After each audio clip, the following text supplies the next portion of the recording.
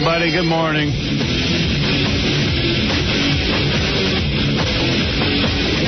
I have so much hair. It's in my eyes. Like I have to brush it out. Hey, now. Is it time for a trim? No. It's an issue. This microphone has to be fixed, Scotty. It's wobbling. Good morning, everybody. Sorry, a little technical problem. I'm bringing you into the behind-the-scenes goings-on here at the radio station. Quiet, numbskulls. I'm broadcasting. You know, I just read this very small mention of me in the newspaper today. That's, you know, there was somebody... I don't even know what this means. Encore cares about karaoke. Opening night, the West 24th Street Club called in Howard Stern's personal sound guy to fix the machine. Well, who's your personal sound guy? But what is Encore cares about? What is Encore? It's an item that nobody would understand. Yeah. Most of all, me.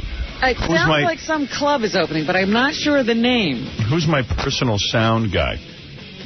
Is that Scott? No. I don't know. Scott, I didn't know side job? Where did I get a personal sound guy? I don't know. Do you walk around worrying about the sound around you? I don't know. Someone's going to have to elaborate. Howard Stern's personal sound guy. I mean, think about how ridiculous that is. I've understood when you've had a personal hairdresser and a personal, you know, a stylist, but a sound person? Are you involved in this, Scott? I'm innocent. I have nothing to do with it. Yeah, I wonder what that is, my personal sound guy. I don't know. I mean, I guess I'm that guy here, but I don't go outside and claim that I'm your sound guy. I just wonder. I wonder how this story comes about. I would be fascinated. Who worked on? Encore cares about karaoke. Now, what is Encore? Is that the club? It's a club. Opening night, the West 24th Street Club called in Howard Stern's personal sound guy to fix the machine. They must be desperate. Howard Stern's... The sound here is terrible. They must be... Yeah, don't call him my sound guy. Don't call me. Yeah, I've got horrible sound. You got to fix this mic. It's like... It just starts going... Oh, okay. I don't know what it is. You can tighten it up. Thanks. No problem. Mr. Cheerful. That's me. You got to call your personal sound guy. Look, here it goes. There goes the mic. It's going limp. Woo. Wee. Yeah, it looks like my wiener after... All right, when you take a break, I'll... What? When you take a break, I'll fix it. You have to interrupt me to say, well, when you take a break, I'll fix it in the middle of a sentence. I was doing an analogy to my wiener. I apologize. All right, goodbye. You drain me. Really, your voice and your affect and the way you say things just is so anti-good radio. I've never seen anything like it. What is it? What is it? Because you have a mustache, you try to keep your mouth straight when you talk? No. No?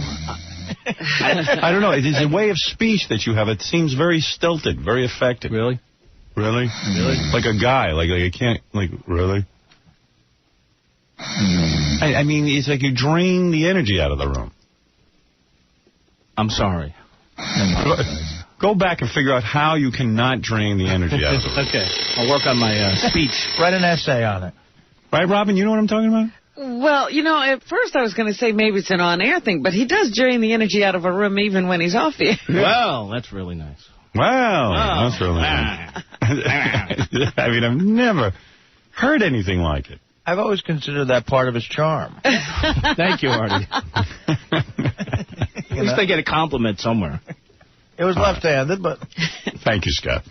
He's much better on the computer. He writes me notes, and they're fun to read. But really? Yeah. But when he comes into the room, you just want to hang yourself. I bet you there are more suicides committed in his presence or after people have hung out with him. Do you know anyone who's ever killed themselves? No. No one on your bowling team? Can't say No one you ever worked with? Not yet. No? No one's ever gone postal after hanging out with you? Not yet. Yeah. I think they threatened to, but... I think they threatened to. Hasn't happened yet. Right? It's horrible. Does he irritate you the way he irritates me? I'm trying to think what the high suicide rate jobs are, and one like if a coal miner lived next to Scott, what are his chances? 0. Come on. I don't know. I mean, come on. I'm kidding around. It's true. I mean, I've never seen anybody drain the energy out of a situation. I do that, yeah. Yeah. It's my specialty. It's like I want to go home. You know what I mean? I don't want to do the show when he's in the room. I'm leaving. Thank you. I'll see you during commercial. You can drain me during there. Time to go bore the hall. What? It's time to go bore the hall. Hello, carpet. Wake up. He's a guy who bowls once a week, definitely. I bowl more than once a week. Right. Exactly. I could have been pro. I'm on 2 leagues. We don't even... When we do the impression of him, it's more entertaining. It's too entertaining. It's not a good impression. Oh, yeah, you had charisma, too. Yeah. I don't too. It'll be taken care of. And what is that? The breathing. I can't breathe. I always wondered how the impression of him evolved to that with you guys, because it's not exactly him, but it's a funny version of him. It's my pre-emphysema wheeze. Well, listen to him talk. It always ends with... It's like this breathing thing like you got. Oh, well. I'll go, okay, give me 1 second. Turn up that pot over there. I'm trying to decide. You know, it must be the look of him and the sound of him together. It is. Right. He's slovenly. That's a double whammer. Like a slug. I'm like walking Valium. But I only last 3 hours. And I love when there's an emergency in the studio. He's so slow. Like, he just will not hurry up. Like, the microphones are on the fritz or something, and you go, get Scott, and he'll just come walking in. Oh, yeah. Never at a very crisp pace, either.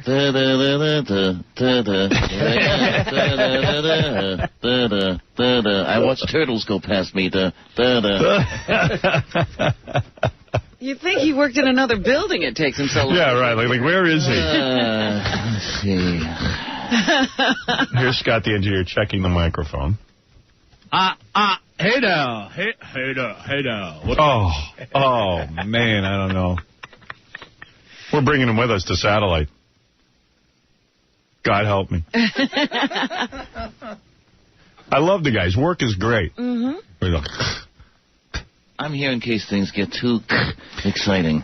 It's going to be weird. Like, we're going to be over in satellite, and it's going to be all unfamiliar territory, and we're going to be walking around a new building, and then all of a sudden you'll just run into Scott. And then you go, oh, okay. And everything will fall into place. Right. Reality check. And you know, the first day he's going to be like, they don't have a lot of things they need. I told them. The equipment isn't... The line isn't balanced. Yeah. They didn't listen to me. I have to drain the room again. Yeah, what's up? I think we figured out who that guy is. I don't want to give his name on the air because I'm not sure. But I think we know. What guy? What guy? Your personal sound. Yeah, guy. right, but I mean, like, how do I know him? He's been up here doing things for us. Oh, I know who you mean. Oh. He's a friend of Dan's, the song parody man. Who are you talking about? My redheaded friend? No. Somebody else. A friend of Dan's? Yeah. Is my personal sound man? I guess he claimed to be. And why has he been up here? He's been up here helping out with helping out with the losers. He did.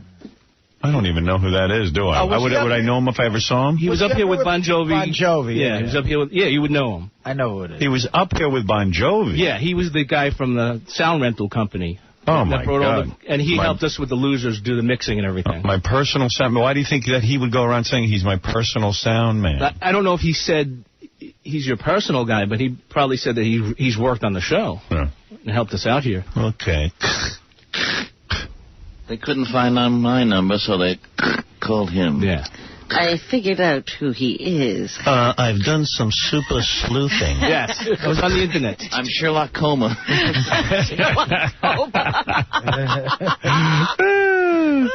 I'm Sherlock Coma. Elementary, my dear morning man. I'm going to go back and think about this some more, see if I can come up with other culprits. Don't worry, I'll get to the bottom of it. I'm here to vanquish limp microphones and Professor Moriarty. I'm not going to mention his name, but he's a friend of Dan's. Watson? Watson. Uh-oh. Watson killed himself. He was hanging around with me and he killed himself. I still believe somebody must have killed themselves after hanging around with him. No. Big black cloud over Scott's head. Well, that I know. Got the big black cloud. I'm a loser. Although a lot of my neighbors enlisted for Iraq. Yeah, maybe whole families are wiped out. That's why he hasn't heard. They're just all gone. All right. Thank you. Thank you, Scotty. Business. Hey, now. Hey, 1, 2, 1, 2, 1. Hey, 1, 2, 1, 2, 1, 1, 2. That's Scott at work. 1, 2, 1, 2. Big, smelly, wet holes. No. Hey now. Hey now. He's testing the microphone. He's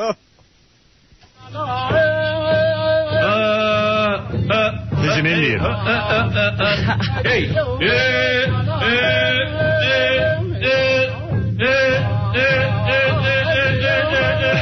You didn't know he was part Indian. Like you. Hey. It's his suicide dance. Right before people kill themselves, he does it.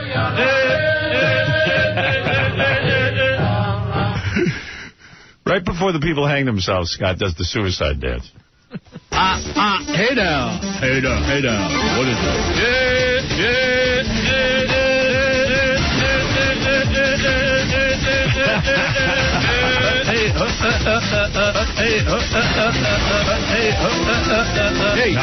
Hey.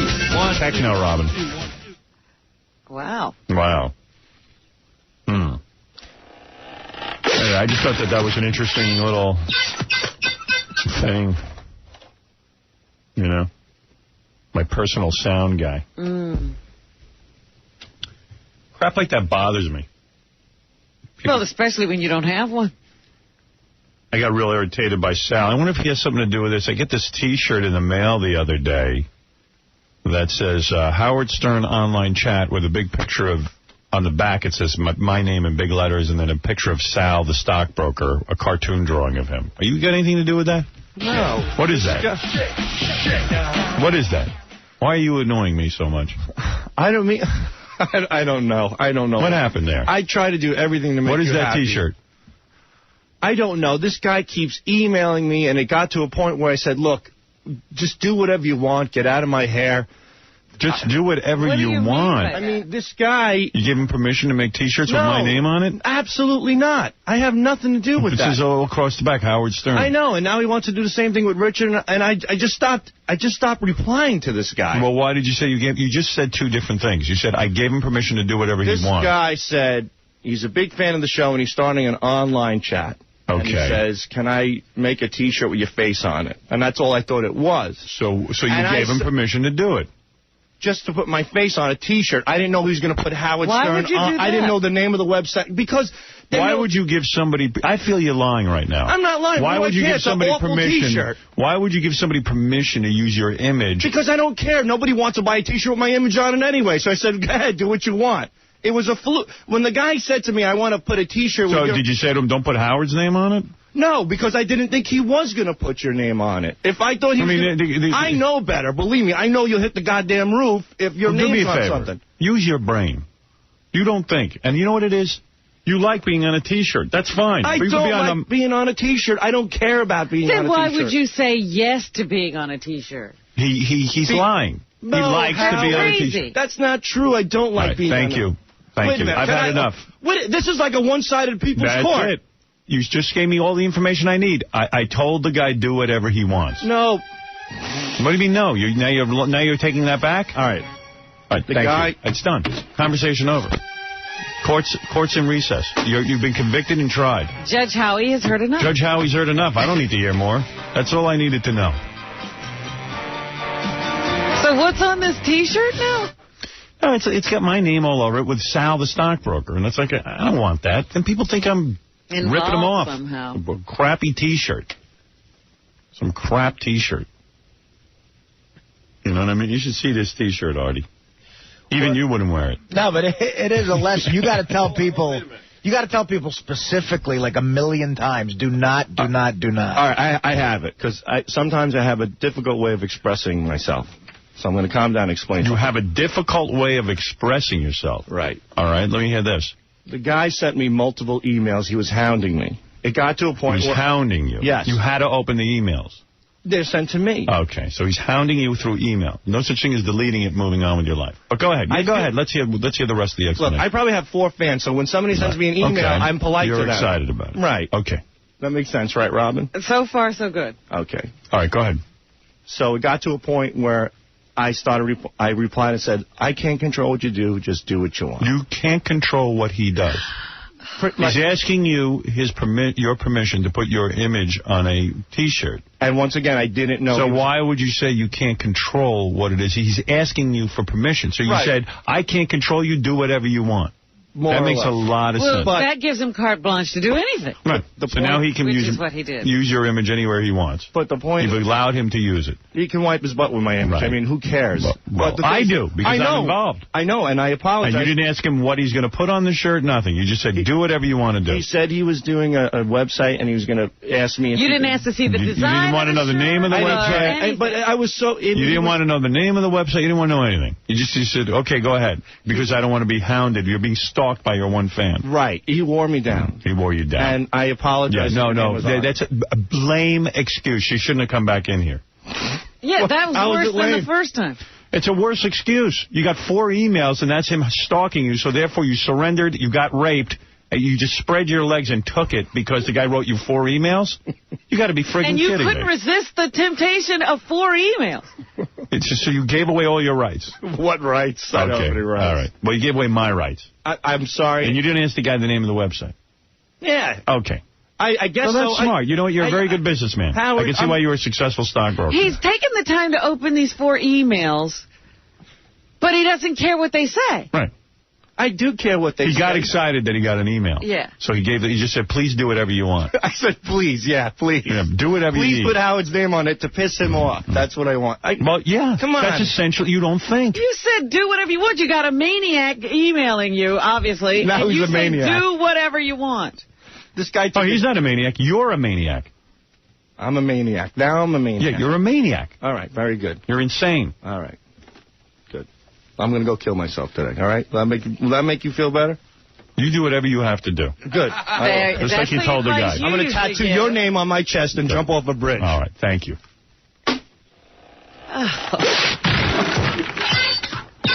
He doesn't understand, once again, how he wound up in trouble. Yeah. What did he do? Did nothing wrong. Do what you got to do. Do what you got to do. He can't say no. No is not... The email that says no, he can't write. What? Do what you got to do. Can't he say no to... He's afraid he'll lose that fan if he says no. Yeah. He didn't want to lose his fan. And I like how he always throws Richard Christie in there, too. Oh, yeah. Notice there isn't a Richard Christie one. Just a Sal one. He's always got to bring up another name. Deflection. Yeah. Sal was excited to see a cartoon drawing of himself. Do what you want. What was that song by the Mamas and the Papas? Do what you want to do. Do what you want to do. Go where you want to go and do what you want to do. That's Sal's theme. Say what you want to say. Right. That's his outgoing message. All right. Who else can I pick on this morning? Who else is out there? Who's within my sight? Who else has done something wrong? All's quiet. Can't get anyone in my sights. I can solve the issue. Look who...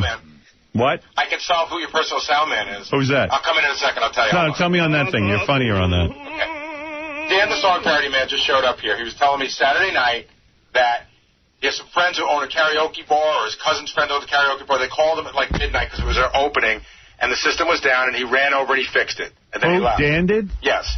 So Dan, the song parody man, is my sound man? Well, he said he didn't tell him he was your sound man, but they knew he worked for you, and maybe that... How would they know he worked for me? Well, he's here. You want to ask him?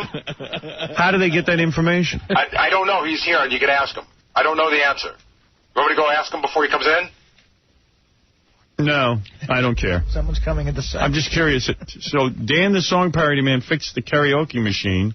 He never told them that he works with me, but somehow... Well, I think that his cousin or a friend of his cousins called and they knew that he worked here at times, but that's not why they called him. Does that make sense? Okay. Thank you. Thank you, Baba Booey. That was Baba Booey.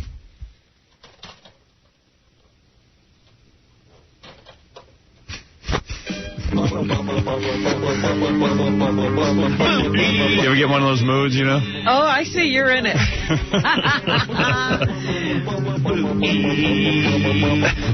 How does Dan explain... I knew this wasn't over. Hold on.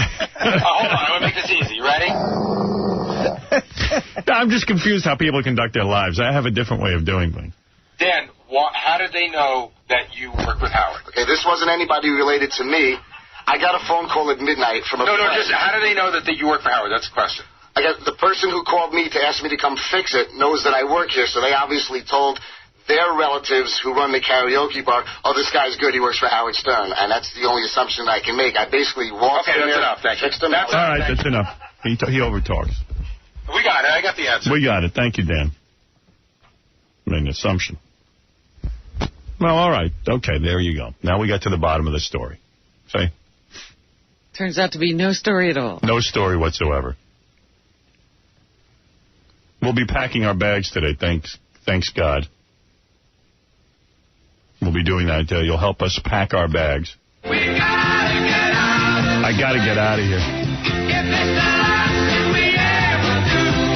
I can't wait already. I got to get out. Some press release came out yesterday about subscriptions going through the roof over where we're going. And did you happen to see that? No, I didn't. Let me see if I can find it. It was really, you know, that's great. Everyone's coming with us. Well, not everyone, obviously, but a lot of people are. And that makes me feel good.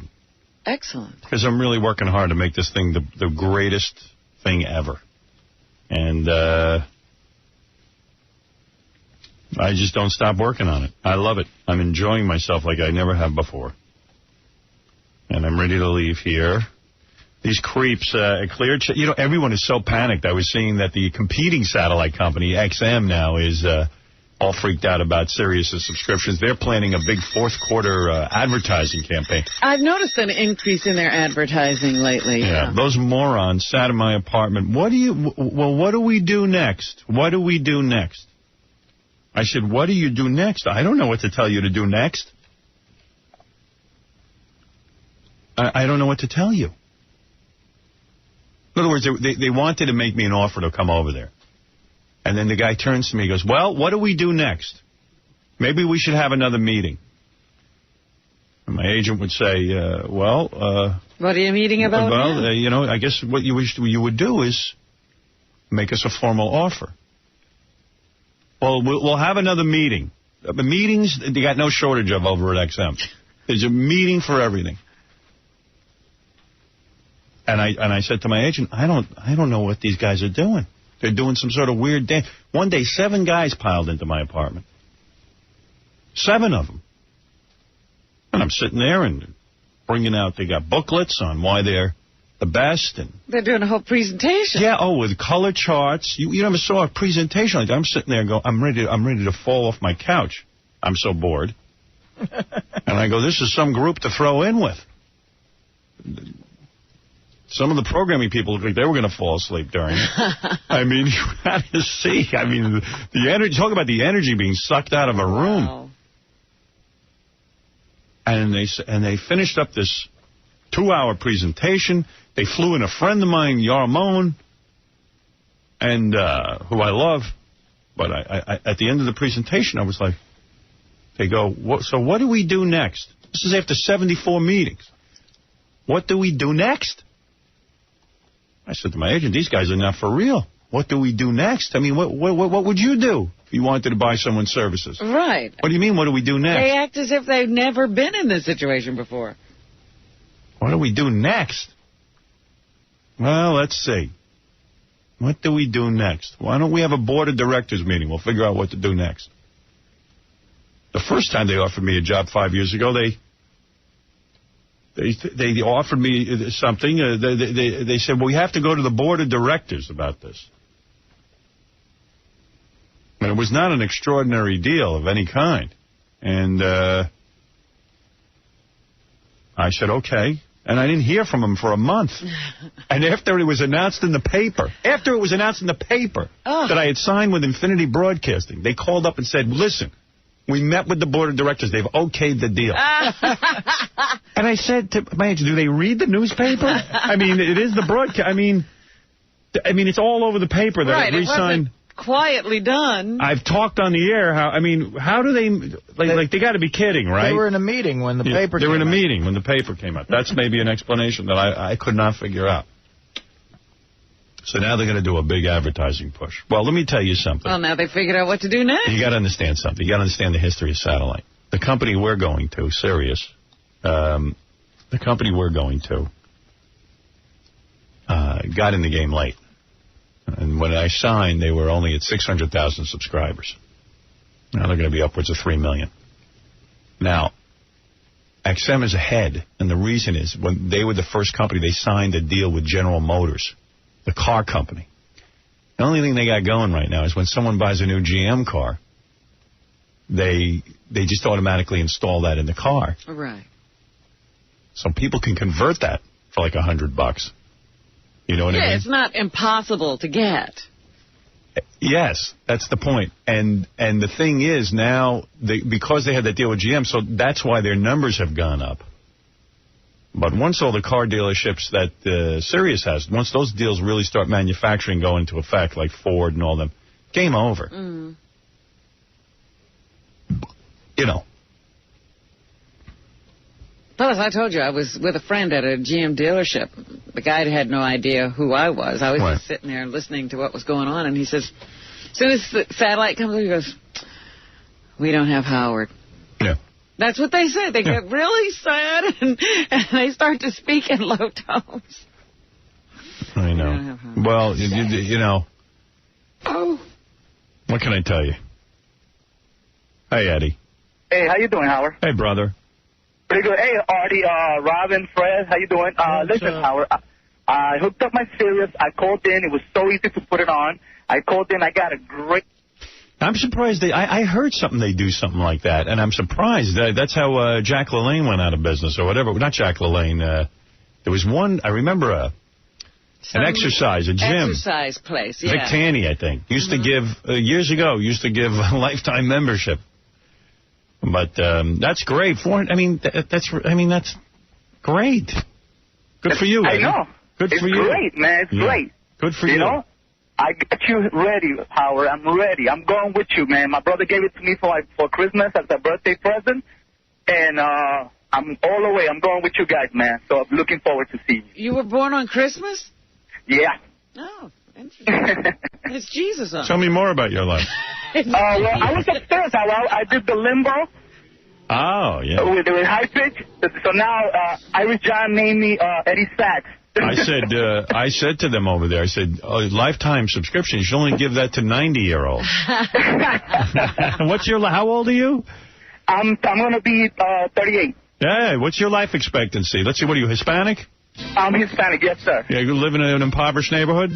Yeah, I live in, I actually live in the Bronx, and it's a nice neighborhood. It's not too bad, you know. He doesn't have much time. Either you'll be killed in a gang war, or so maybe you'll live to 50 if you're lucky. All right, so now I understand why they gave you a lifetime subscription. I don't come out of my house. Once I go in, I don't come out. Oh, boy, you see? Well, maybe with the lack of air, the lack of oxygen, you'll drop dead soon. I actually know Eddie. He delivers downstairs. He's a produce guy. Yes, a very nice guy. Yeah, I deliver to Noble, Howard, your favorite place. Yes, I know you. I know who you are. I've got my eye on you. Now that you have a lifetime subscription, I got to make sure you're not too healthy. Thank you. Thanks a lot, Howard. Bye-bye. Right. Howard. A lot of Hispanic guys have trouble saying Howard. They can't put the D at the end. And we worked with a morning guy here who used to be on the Spanish radio station on the AM, and it's one thing, okay. He named his son Howard, and he called him Howard. I said, why would you name your son Howard if you can't pronounce it? What do you mean I can't say Howard? I go, it's Howard. That's not how I say. I say Howard. All right. Listen, another thing that doesn't make sense to me. Put that on the heap right next to the guys at XM. What do we do next? What do we do next? You mean I got to tell you what to do next? What is this, a dance? Do you want me or not? What are we, two 13-year-olds? Do you want me? My legs are spread. Now give it to me. Howard. I love Howard. When they replay your skit. This is the crap I don't fall for. But it's true. People swipe me all the time. You know what they say to me? They go, hey, Howard, aren't you mad that you brought Artie on the show? He's funnier than you are. So I go, wait. I write him back. I go, I'm happy Artie's funnier than me. I need funny people on this show. I'm not looking for people who are unfunny. You're a funny guy. The whole world loves you. Well, this certainly isn't funny, what we're doing right now. It's not. This is compelling, though. Well, you know what, Howard? It's good as hell, though. I guarantee you no one's tuning out. Everybody with me? Howard, he's blown by something really quickly. You talk about how much you respect Howard, how much you listen to the show. I do. So, Howard thinks you're funny. That's got to mean something. You're trying to bring logic to Let me tell you what's happening. He's a hurt individual. Even like all the people that He's wounded inside. Let me tell you how empty. There's no shame in that. Let me tell you how empty it's becoming. The first couple of years here, I was like, this is like creatively for a comedian, there could be no better place than this show. We got a good thing. And I'm coming from a network sitcom, like that where you're just handcuffed, not to be here and be You'll find no better creative situation than this. It's unreal. So now what's happening? And I have comedians who envy me for that. But it's like the money situation, like, I got offered. I turned down 2 sitcoms this year, where I would play like the fat neighbor or something. An extraordinary amount of money. All right. And it's like I almost took one of them. Okay. The script would have been I would have to move to L.A. again. All right. And it would have been creatively the most painful thing. But it's a script that I think will probably, because of who the star is, and I won't say who it is, I bet it'll stay on for like 7 years. Okay. So in other words, like, if I just could empty my head and go do that every week in L.A. and just take the check, in 7 years, I'll never have to work again. All right, but that's also a crapshoot. You don't know. The best laid plans with the biggest stars sometimes go wrong. And I ended up calling my agent, and I said, you know what? As much as I want that, there's no way I could leave the best show ever to do this. I just can't bring myself to that's do a career decision. You want to be happy at your work. So you said to yourself, I'm making okay money here. No, Howard, I'm making great. No, but I'm very saying, generous, and I make money on the road. It's great here. But this is life-changing money. This is like my grandkids going to Harvard type money. Well, that's what I'm saying. But there's nothing wrong with your passion for the show and saying, this is something I wasn't interested in because I like being here. The problem is here. Right. Yeah, it means you're happy here. Yeah, but I was close. Like 2 years ago, I wouldn't even have thought about it. Now I was really close to because I'm like. But Artie, that's understandable too. Sometimes you got to do things for yourself, and sometimes if that means leaving the show, you leave the show. But no one wants to see that. So you're a guy in demand. That's a positive thing. I want you. This new show wants you. That's a positive thing. Right. Yeah, listen, not to take a jab at Jackie, but Jackie sat in that chair for 15 years wishing somebody would call him for something. Well, I mean, and here you are turning down jobs. But I had jobs like that before the show, and I felt empty creatively. You know what I mean? But I'm in that world already. In fairness to Jackie, I got there. Right. This just helps because it's such a people love the show. Listen, you're a talented guy. So the thing is that you have options. What's wrong with that? But I got to tell you, like, in that creative environment, I'd have been drinking every night to deal with it. That's enough. Believe me, that went through my head, too. Because in L.A., the depression level for me hits red in L.A., man. Why is that depressing? I don't know. I can't. It's too much show business. It's too much phony. I know it sounds like a cliche. You like living in Jersey. You like your life there. It sounds like a cliche to say this, but L.A. is just, and you've only visited there. Living there is over. But this sounds amazingly grounded to me. You're sounding very grounded. You're saying, I don't like L.A. Yeah, I made a conscious decision. I've got a job here where I can be in New York. This job was a blessing. I got to stay in New York City. Then there you go. So what's so bad? You're having a great life. I know, Robin. That's the problem. I guess that's why I don't know. It's why I'm retarded or something. I don't know. When you sit around and you think of what life would be if it were great, what do you think of? Like, what would be the greatest thing what would make life great? Here, wait a second. Let me. I'll tell you. I'll tell you what'll make life great. Hold on, I got something. I don't know. Liz and Christina, you're on the air. Hello. Hey, girls. Yeah. All right. Hi. Hi, Howard. Hi, Artie. Hi. Christine. Hi, Artie. We are trying to find a parking spot. We live in Manhattan. We don't listen to usually because we're sleeping at this time. But I've been listening to you for years. Artie, I've had you for years. I think you're adorable, first of all. Hilarious. Like, you girls are nearby here? We're kind of nearby. Come on down. You got to cheer Artie up. Nah, I don't need this. Oh, yes, you do. Hey, how do you look? I mean, we're hot. We're very hot. How old are you? Very hot. 24, 23. We just back here from Las Vegas. Oh. What do you do for a living? We were there during the show. She's a writer. I'm transitioning right now. From a man to a woman? No. And you're really hot. We're really, really hot. Really hot. How tall are you? I'm 5'6". She's 5'7". Body? Body. And you both want to be with Artie? We both. And I'm not saying. We're forget it. Wait a minute. See, this ain't helping. That's what I get all the time. Actually, I think Artie. I would love to. Can I? It's a bunch of crap. I'm not sex them. Hold on, I want to talk to you. Yeah, well, all right. That's more depressing. Girls, get down here real quick. Cheer a brother up. All right, we'll get down there. Also, can I say to my poor mother who's working as a secretary right now, probably crying over a typewriter, I'm fine. I'm fine. What is it, Ralph? Artie, you definitely should go to a shrink. It's just good to have somebody to talk to. I loved it when I went because it sounds like you're having a great life. You got nothing to be bummed out about. I'm not complaining. You're not complaining. Yes, you are. You're drinking heavily. You guys, You're drinking heavily. Artie. Admit that. Artie, you said Saturday. Tonight I'm not going to drink. Artie, you said Saturday. I'll be watching the Yankee game.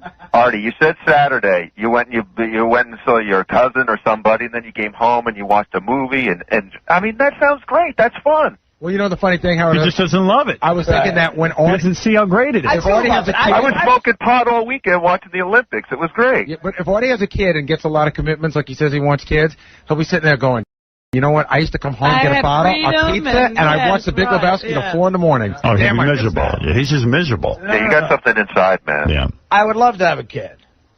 I would. Well, first you got to get a woman. But he doesn't want a woman. And keep... He just wants a kid. Oh, just a kid? I would love to pay to have my kid. What happened with Dana? She's not around anymore? I screwed that up. Did you? Yeah, I did. Perhaps you call her. He loved dancing. Yeah, get on your dancing shoes, Sorella. How'd you screw that up, man? Look, I mean, okay, a microcosm of it is the Vegas thing. I mean, that 9 minutes of videotape is like, it's like she's got a wait. I mean, look, I was telling her, I said, you know what, you deserve a lot better than that. Your boyfriend is walking into walls on television. It's being beamed all over the hotel. But wait a second. Okay, so... it's like, I mean, that's not... Wait, Artie. And she's been with me on the road where I get blind on the road, pass out on the floor of a Sheridan. But you look at that... Gotta put my clothes on in there. Wait a second, but what finally happened? Did she say, I don't want to put up with this anymore? Or did you say, I just sort of let her go, you know, like she just, you know. She didn't fight for her. Yeah. Because I didn't know what to do anymore. Everything she was saying was right. Did she give you an ultimatum, though? Did she say, like... No. But she's the type of girl who has an insane amount of options, obviously, you know. Like, I mean, she works at a bar. It's kind of a happening bar. Guys go in there, and I'm sure she probably look at a guy. Well, there's a guy who probably doesn't get blacked out once a week. But, Artie, here's the question of the day. But she knew what she was signing up for. You know, thinner and maybe not balding. You talk about that 9 minutes of video from Vegas, right? Yeah. You talk about how upsetting it is. So when you look at it, you go, that's what I am. It's awful. I can't. And I can stop doing that. It's very depressing. I can stop doing that. And all right, I got to take a break. Why don't you? I'll get you the name of a shrink. You decide what you want to do. I'm fine. All right. And I think I'm fine. I'm sure Dana would have stayed with you. I don't want to sound like a whiner. You're not. Fine. I did not bring this up. I'm fine. And stop whining, Artie. Exactly. Go over to Ralph's apartment, smoke pot with him. And watch the Olympics. It's fun. Yeah, the shrink clearly worked wonders for Ralph. Well, he's not seeing the shrink anymore. All right, Ralph. He's back to his old habits. That's why I'm naked watching the Olympics. Oh, that's vile. All right, I got to take a break. I'm sorry, Robin. We were supposed to be doing news. Artie brings his problems. Artie is the news. I'd be having a root beer right now during the third story. It's like, Artie, all those Jersey people just bring you their problems and dump them on you. You got any other hot... Artie. You got any other hot... Hey, Governor McGreevy thinks you're hot. All right, we'll be back right after these words. Thank you, Artie. I hate to stir trouble up again. It's like shaking, hornet's nest. But I think Ronnie has surpassed Beetlejuice as the show's best whack-packer. and his recent behavior, it inspired me to do a new top 10 list. I don't know if you saw it. I didn't see it. It's pretty good, but I'm afraid to even tell you about it because it's going to make Ronnie crazy. Well, what is it? Let me hear it. If you want to read it or not, hang up. Okay, ready? Yeah. First one. Ronnie can't work with others. He has no communication. He's easily frustrated when trying to express his thoughts. That's true. Number 2. Ronnie is spoiled. Even in the real world, an employee listens to his employer and gets the job done. If an employee is in the outside world spoke to a boss the way Ronnie speaks to Howard, they would be unemployed immediately. You agree? Yeah. Where are we going with this? Okay, all right. Go on. All right, one more. But this is reasons why Ronnie's the best whack-packer. Oh, I see. Ronnie isn't grateful. Judging by past security lapses, Ronnie is not qualified/trained a security official. However, Howard has given Ronnie a gratuitous title to earn a few extra bucks. Yet Ronnie seems to spit in Howard's face almost daily. All right. Ronnie evidently upset by your list. Go ahead, Ronnie. Go number 4. 2 girls want to take their tops off. I'm sorry. What was this? What's that? What'd you say? I said I was busy outside with 2 girls that want to take their tops off for you. No, I didn't hear the list. Yeah, he's calling in with a list. Of what? Reasons why you're the best whack-packer. Whack-packer? Yeah. Why am I a whack-packer? Want me to read a couple more? Read them to Ronnie. Why don't you start from the beginning? Ronnie, just listen. Ronnie, listen. Friggin' Ronnie is a user. I'm a user. Oh, my God. May I finish? Yeah, go ahead. Ronnie is a user. Many of Howard's staffers are offered freebies because of the show. However, Ronnie has abused that perk by taking advantage of Lonnie Hanover's love of the Howard Stern Show. A free drink on the house on occasion is one thing, but drinking the well dry is another. Well written. What do you think of that, Ron? I don't think any of it, because if they didn't want me there, they would tell me not to come. 5 is one of my favorites, number 5. I became friends with a lot of people there. I mean, Chauncey doesn't know about that because he doesn't have any friends. Number 5. He's banned from Scores. He's not allowed in Scores, so, he's jealous. Number 5. Ronnie should be keeping the hallway of the K-Rock studio clear and secure. Instead, Ronnie yells at workers who walk by and insults them or makes them feel intimidated. Yeah, okay. It's so bad that many of the salespeople and secretaries will stay in their office until Ronnie leaves the building. Is that true? Well, the salespeople, the rule is here, technically, the salespeople don't belong back here during the show. And Ronnie lets you don't know that, Chauncey. Number 6. Ronnie openly criticizes Howard during the show from his chair. As bad as that is, it's even worse because Ronnie's plastic chair is 8 feet away from the green room, where guests can hear his every nasty comment. How do you think that makes Howard look? Is that true? No. What did you hear him say? Well, for one thing, Chauncey can't stay in the green room. He's out in the hall trying to observe everything. I do. And this is exactly. And if you were in the green room where you belong with the door closed, you wouldn't hear anything. Howard, I sit in that green room with the other guests, and their eyes, they can't believe what they're hearing sometimes. Yes, Chauncey, of course. What did you hear, Chauncey? What did he hear? What did you hear? When you were in the green room with the door closed with the guests, what did you hear? No, the door's not standing next to me with your stupid smirk on your face. The door's not always closed. The door's open. In fact, even when the door's closed, Ronnie, you yell so loud that when the door's closed, you still can hear you in the green room. Well, what did you hear? What'd you hear? What'd you hear? I don't have specific comments. Here we go. Another bullcrap story. Ronnie. Yeah, total bullcrap story. Go ahead. Because I'm not giving you an exact word for. I can paraphrase. Want me to paraphrase? Go ahead, make up stuff like you usually do about Howard. Come on. Go ahead. Number 8. You make up stuff for the show so you can get on the air. I'm sorry, number 7. Ronnie is unstable and irrational. That's right. I'm very unstable. So you better stay away from me then. That said, I can't imagine Howard putting the life of his children in Ronnie's hands when he drives them to events, etc. I only hope Howard has other drivers taking over this trusted task. Yes, we do. We have other drivers to handle the children. I can't be near children. Number 8, Ronnie is a NASCAR fanatic. That's right.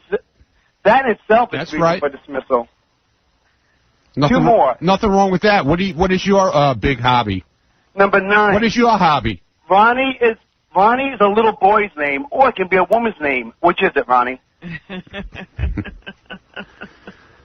All right. Ronnie is a ridiculous name for a grown man. What about Chauncey? What kind of name is that? You know, like... Yeah, what kind of name is Chauncey? I never heard anybody else but you named Chauncey. There's an NBA You're a moron. player named Chauncey. There's an NBA basketball player. 7-foot black guy. I don't know any grown men named Ronnie. Oh, really? Number 10. Okay. Finally, wherever Casey is, something tells me that Ronnie will soon be his roommate. Ooh, that's a pretty low blow, dude. Oh, man. Sorry, man. Yeah, well. You inspired me, Ronnie. Yeah, come up to the show when Casey's back and make that comment. Yeah. I didn't say where he is. I didn't need to say where he is either.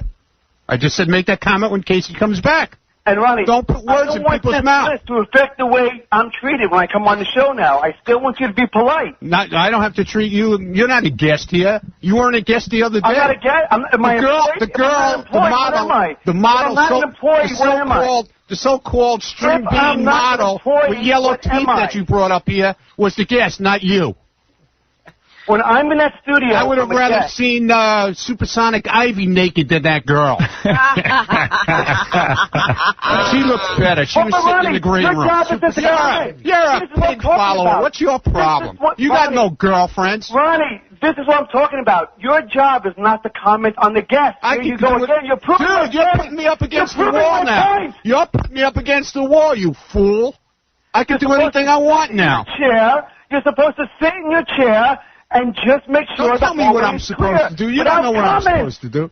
Dude, you don't know what I'm supposed to do. I do know. You wish you were doing what I'm doing. That's why you're so upset. I may get your job, Ronnie, because you're going to be away for a little while. Come on. Be my guest. Anyway, Robin is going to try and get into the new limo in her miniskirt. The soap opera continues, I presume, huh? Yes. It's not going to stop. Come on. Not stopping. It's funny to watch. Come on. Why do it to yourself? Why are you do it to yourself? Shut up, Chauncey, you moron.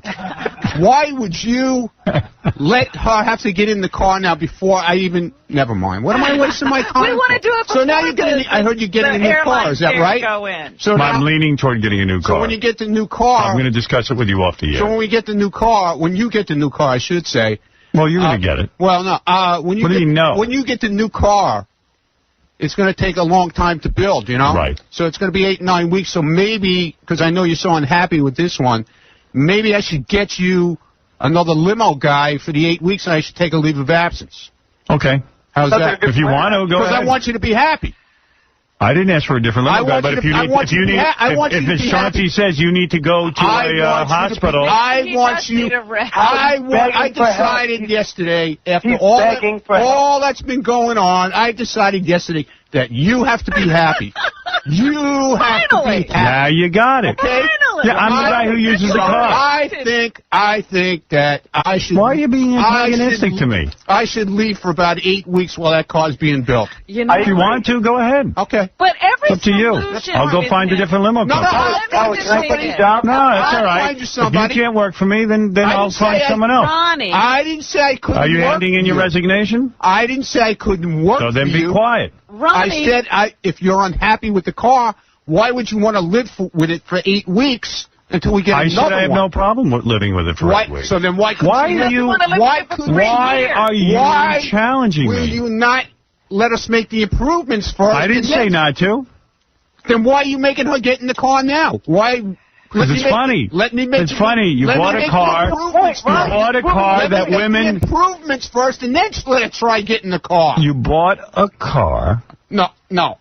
You bought a car. This is the way you fixed it for use. And you fixed it. What? This is the way you fixed it for use. We want to see how to use it now. I didn't. Because he would not cooperate with me. What do you mean? That's why the car came out the way it did. Why am I not cooperating? From the beginning. You went and you modeled the car. If you were I don't have time to be with you getting cars made. If you were there... Sorry, don't have time. Well, then... Not my job. So then now you're going to put me through the aggravation of getting another car because you wouldn't take I'm not putting you through anything. Time out.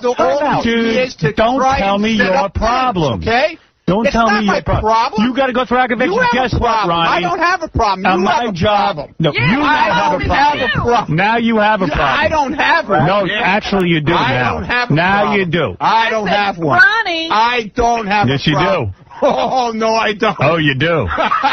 Watch how life can change on a dime. Ronnie, you're being the classic stupido now. You're done. You are not. Every solution you have proposed has been to your own detriment. Do you understand that? You're digging yourself a grave. I just said. And say it again. Dig a little deeper in that hole. See, when I try to make him happy, it's no good either. You haven't tried to make me happy. I said to you, I don't want you Your attitude... You're yelling at me. It's inappropriate for you to yell at me. Your boss. If you are so unhappy... Yes. Then I don't want you to have to ride in that car for 8-9 weeks until another car is built. I didn't ask for that. I told you what I want. You're unhappy. I couldn't be any more clear. I don't want you to be unhappy. You're making me unhappy now because you don't listen. I listen. You're not cooperating. Dude, you sound like a whining little... You sound like a girlfriend. Yeah, okay. You sound like a dumb chick. Yeah, I am a dumb chick. You're asking to be kicked out. I've had more problems with women. This is what women go, you don't like me. You want to break up with me. I didn't say you didn't like me. Hey, dude. That was the other day I said that. You're mentally ill. That's all I got to say.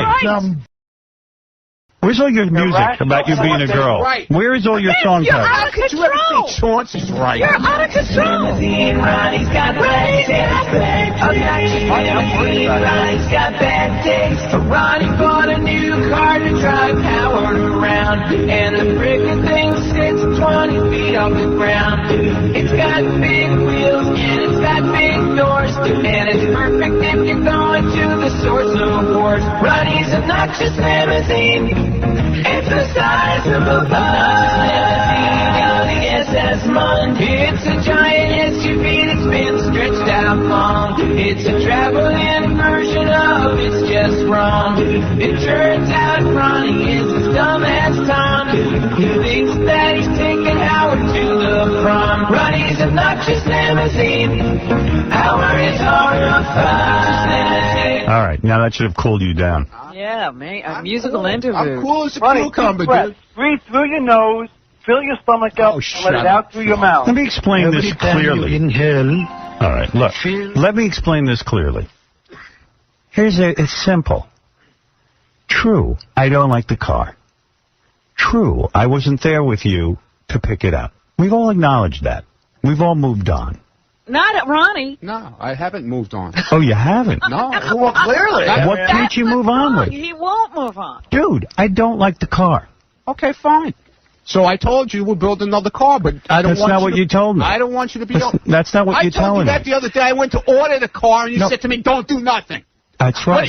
I said don't do anything. Whatever. When did you start talking like that? He must have dropped out of school. There's no way. Whatever. Don't do nothing. Whatever. What's your problem? All right. Now you're going to criticize... Now you're going to criticize the way I talk, too, right? May I say one thing? Why don't you just hang me from the ceiling? Well, we might have to. Dude, you have no idea how bad you're coming off. I really don't care. People think you're psychologically unstable. I might be. Which is something I knew, but I never wanted the world to see. Right. I'm telling you, people are asking me, is Ronnie okay? Does Ronnie still have a job? Because they think he should be out of here. Ronnie isn't thinking clearly. Ronnie's thinking very clearly. Oh. Very clearly. Let's see if I can make sense to you. You bought a car. I didn't like it. Let's get it straight. There we go again. I bought a car for you, okay? No, go ahead. You bought a car. You didn't buy it for me. Who do I work for? Who drives? Who owns the car? Me, but who do I work for? You own the car. You bought it for you. Me. That's it. You. So I bought the car for you. You bought the car for me. Well, why that makes a difference, I don't know. It makes a lot of difference. You bought the car for me. and I don't like it. End of story. All the more reason that he should be saying, I'll get something else if he bought the car for you. I'm not suggesting you throw in the... I said, I need your cooperation. I'm going to repeat this. We have to look into getting a different car, find out prices, find out what you can sell your car for. We went through this already, didn't we? That's right. Yeah. And I need you to do it. And then you don't get it. Then every time I sit down and talk to you about it off the air, it's like, well, let's wait and see. So then I sat down with you. Improvements. No, that's not what I said. I will tell you exactly what I said. I said, I'm leaning toward getting a new car, but don't do anything yet. Everybody should be in the car after the show. Did I say don't do anything yet? Him? I can't be any more clear. I said, he's tormenting me. That's what he's doing. I'm not doing anything to you. He's tormenting me. You're tormenting yourself, Ronnie. He's tormenting me, okay? He's forcing me to... What would you do, Tom? You're in management. Right. You have to run a big company. You have many people working for you, people like 𝐀𝐫𝐭𝐢𝐞 and people, people who are tough people. What do you do with this situation? I mean, I think it's fairly cut and dry, actually. Go ahead.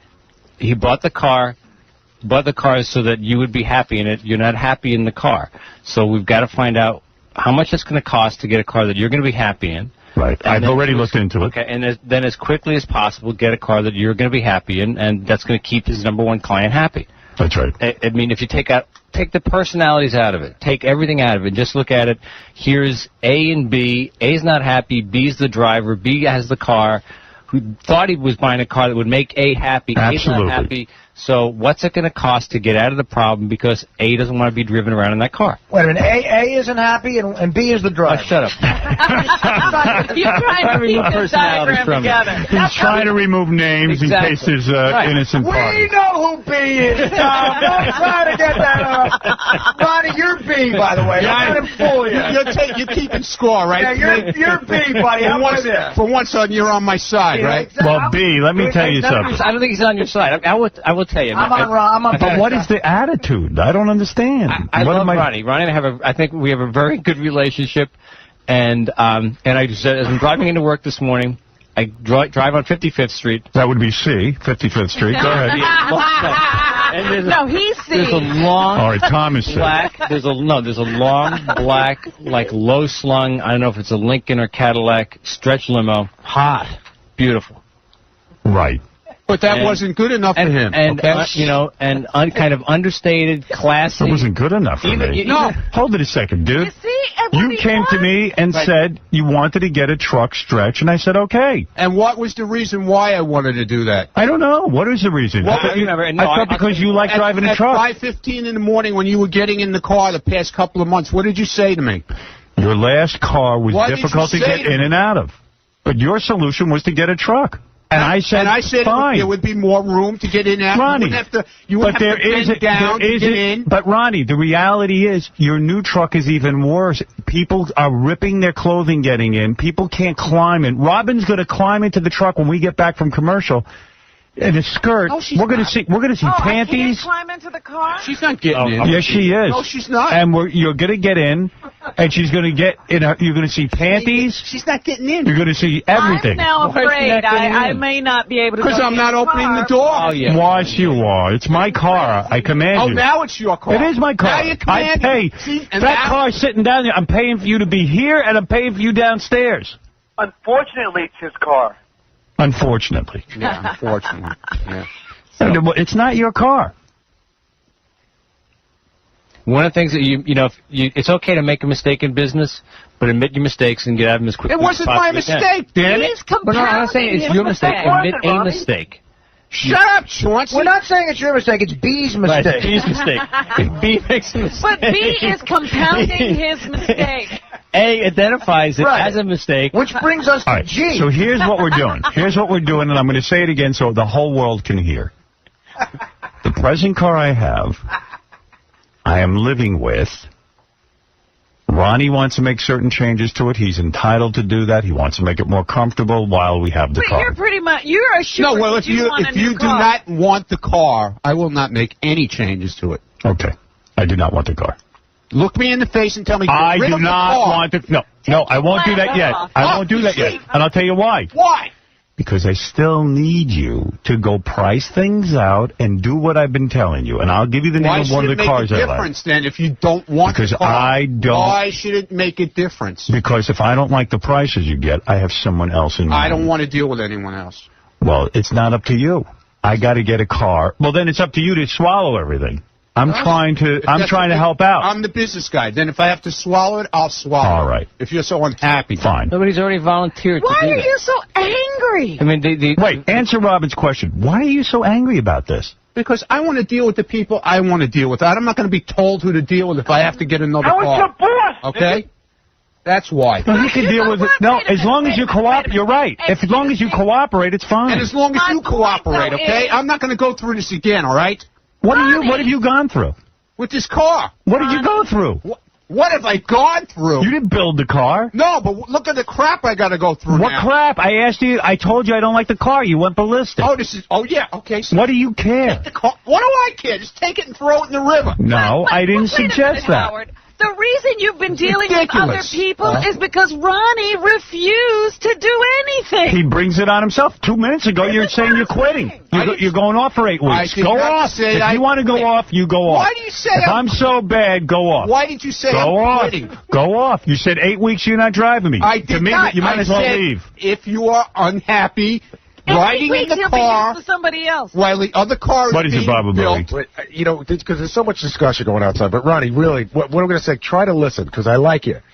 No, I do like you. Yeah, say you and Howard weren't friends, because you do have a friendly relationship. Say you guys weren't friends, right? The conversation you just had is, Howard, the client, wants it, and you don't want to change it. I'm doing it. He would say to you very nicely, Howard would say to you very nicely, you know what, it's great, it's been great working with you. You don't have the product I now need, so I will move ahead. And we're all saying you are literally painting Howard into a corner, almost begging him to do something about it when it doesn't need to happen. Him into a corner. But you are. But you are. You're not listening. That's what I've been trying to point out. You're digging Where's my yourself side? a grave. You're not pleasant to work with. Ronnie, you're not pleasant. Unhappy with the car.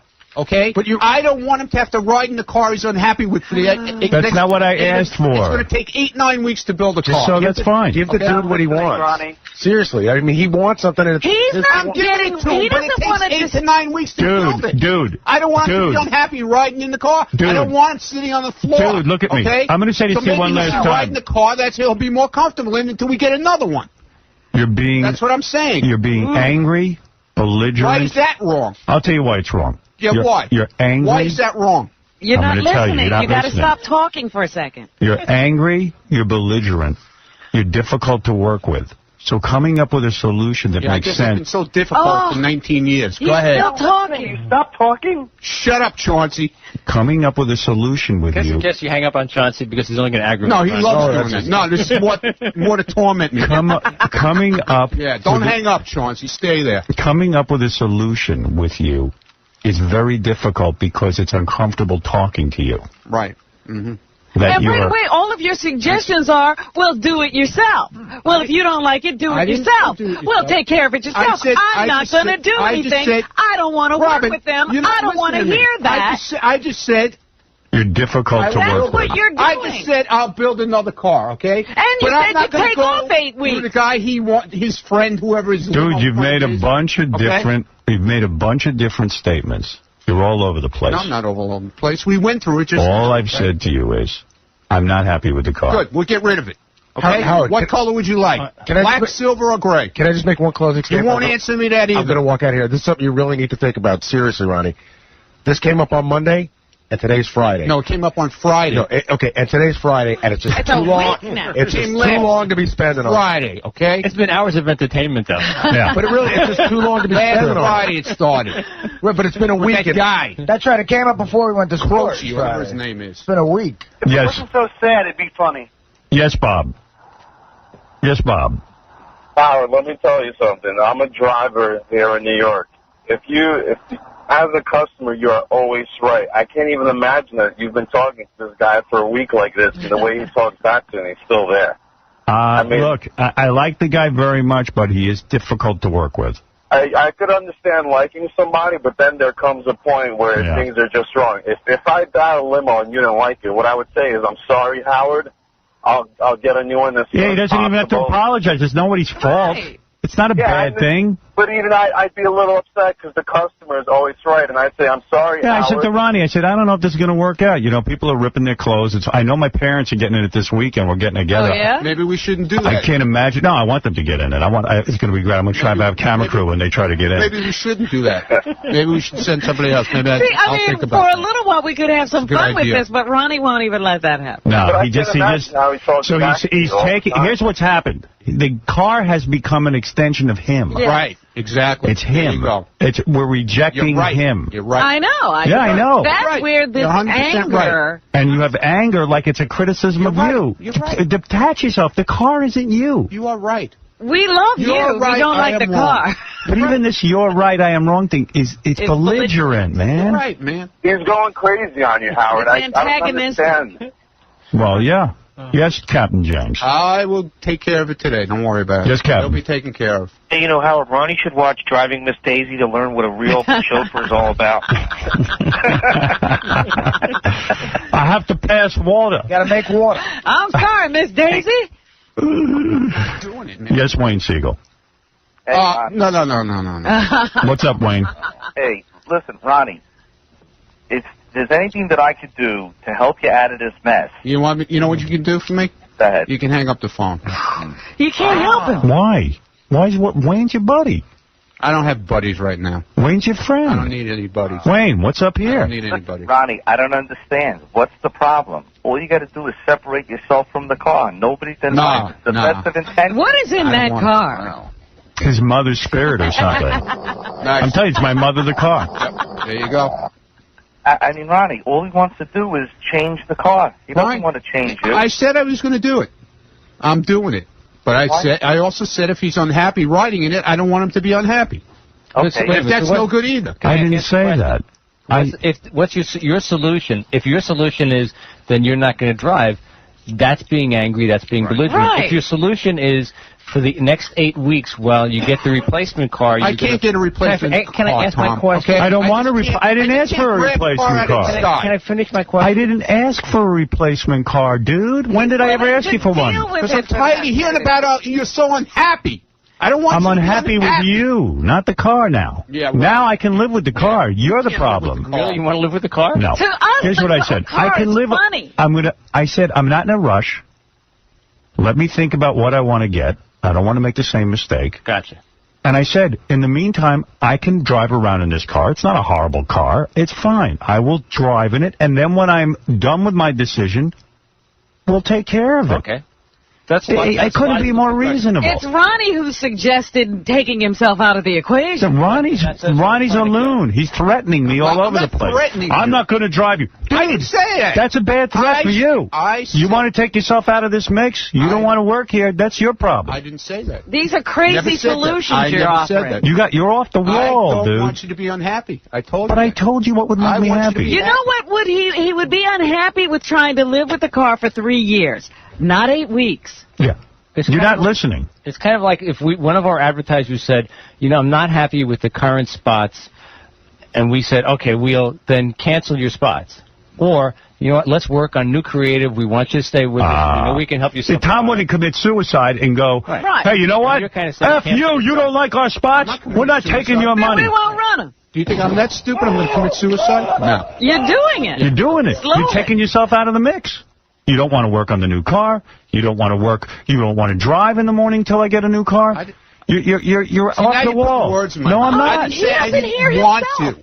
I didn't say I didn't want to. That's what you said. You're making suggestions that are off the wall. You're not a businessman. If you're not happy, I want to make you happy. But it's not. You're not making me happy. No, I want you to be comfortable. If you're not comfortable, but you're not listening. I came up with a solution. What is your? I said when I'm ready to discuss the new car with you, I will, and then I will continue to be in this car till the new car is ready.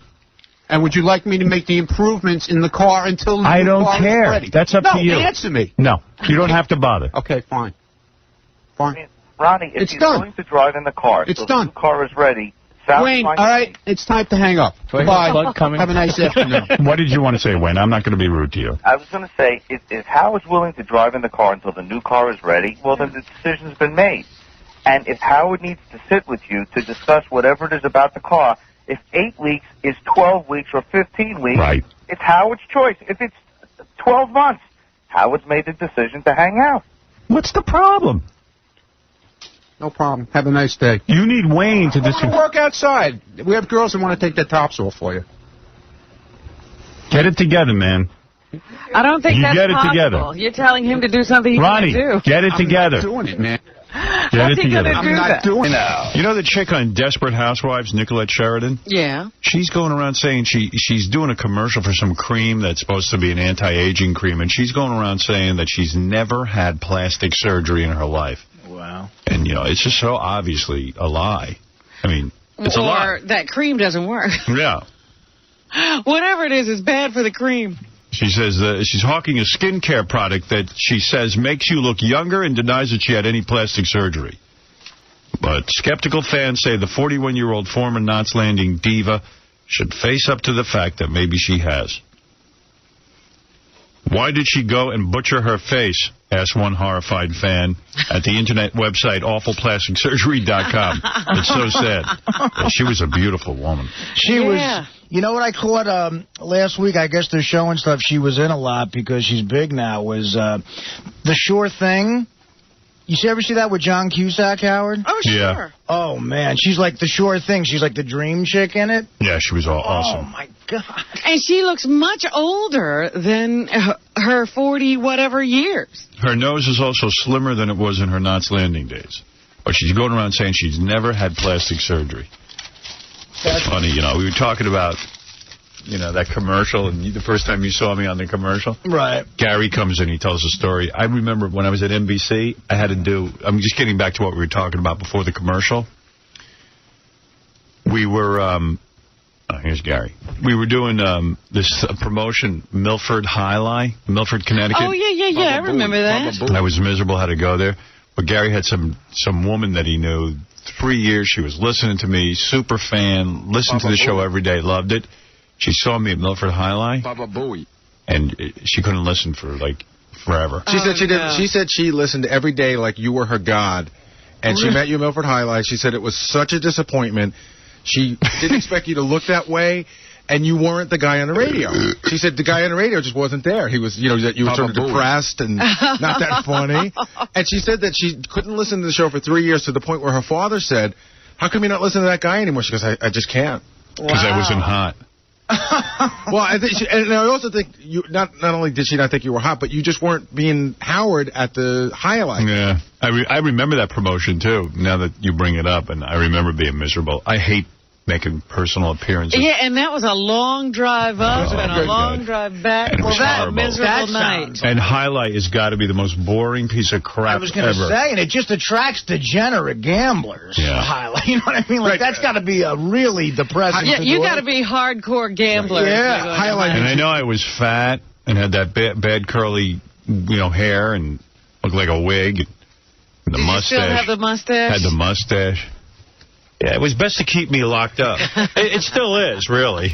I got to go take a picture for something today, which I haven't done in years, and I'm dreading it because I hate that. Did you do your interview? Yeah. Yeah, it was fine. I did like a 2-hour interview with a guy from USA Today. Oh, okay. Smooth? Yeah, well, you know, I said to him, look, I'm here to sell radios. You know, this is my objective, and he wanted to do much more than that, obviously. I mean, he needed an article, so I sat there and I told him everything that I could think of, you know. Right. About, we went into my divorce, we went into my my relationship with my kids, we went into, you know, everything. Wow. Oh, that'll be interesting reading. Can't wait for this article. That's everything I've told you on the air. Well, pretty much, I think. It always looks different in print. Yeah. Print guys have a way of burning you. Yeah. No, this guy was cool, though. I mean, I've said that before and gotten burned. But right, yeah, you haven't seen the article yet. That's true. Judgment. I hope he doesn't. What's the guy's name? Can you say it? Or? Nah, I'd rather. I mean, I don't know that he wants his name said. Right. He's not going to put it on the article? Probably not. Yeah, it's like the biggest scoop in journalism nowadays. He's a nice guy. I've talked to him before, actually. Oh, okay. I'll wait to read the article, then I'll give him a plug. There you go. Oh, okay. I get it. Yeah. I hear you. I'm actually not putting it on because why should I unless it's a good article. Right, good move. Yeah. So, I I said, I'm going to do a picture. I'll pose with a bunch of radios, because that's what I'm doing. And what could be more obvious than that? He was like, no, you should pose with your dog, or pose with, we want a more personal. I said, listen, the only reason I'm doing an article is to sell radios. Yeah. Otherwise, I wouldn't even be here. I'm not here for you. Yeah. I mean, I ain't looking to be, interviewed. But yeah, I did that. Did you have to get introspective when you're answering these questions? I try to be. I mean, I try to be honest, always, in an interview, because I think those are the most interesting interviews. When a guy sits that's why I say I want to read it. Yeah, when a guy sits there and tries to be funny, I think. But, yeah. No, I was thinking of doing some other interviews on TV, but I don't know. I told my agent over the weekend, I called him, I said, I don't think I want to do this stuff. It's just painful. I mean, it's just horrible. I mean, to sit there and talk about yourself. I know. It's really stupid when you have to talk about yourself. Yeah, I mean, I do that all day here. But it's worse on somebody else's show. Yeah. For some reason. Well, I was thinking of doing the Today Show. That's the one on in the morning. I understand that. Yeah. Like I'd tape something, maybe with 𝐀𝐫𝐭𝐢𝐞. I'd take a look at her, see if she hit the wall. Yeah. Or the other guy, Matt Lauer, one of those two. See if he hit the wall. And then I was thinking of... But then, it's just like a whole thing. A day's short enough. Takes up time. Takes up a lot of time. Hey, so someone told me... Well, okay. Ross Zapin told Gary... I was going to say, Ross Zapin said what?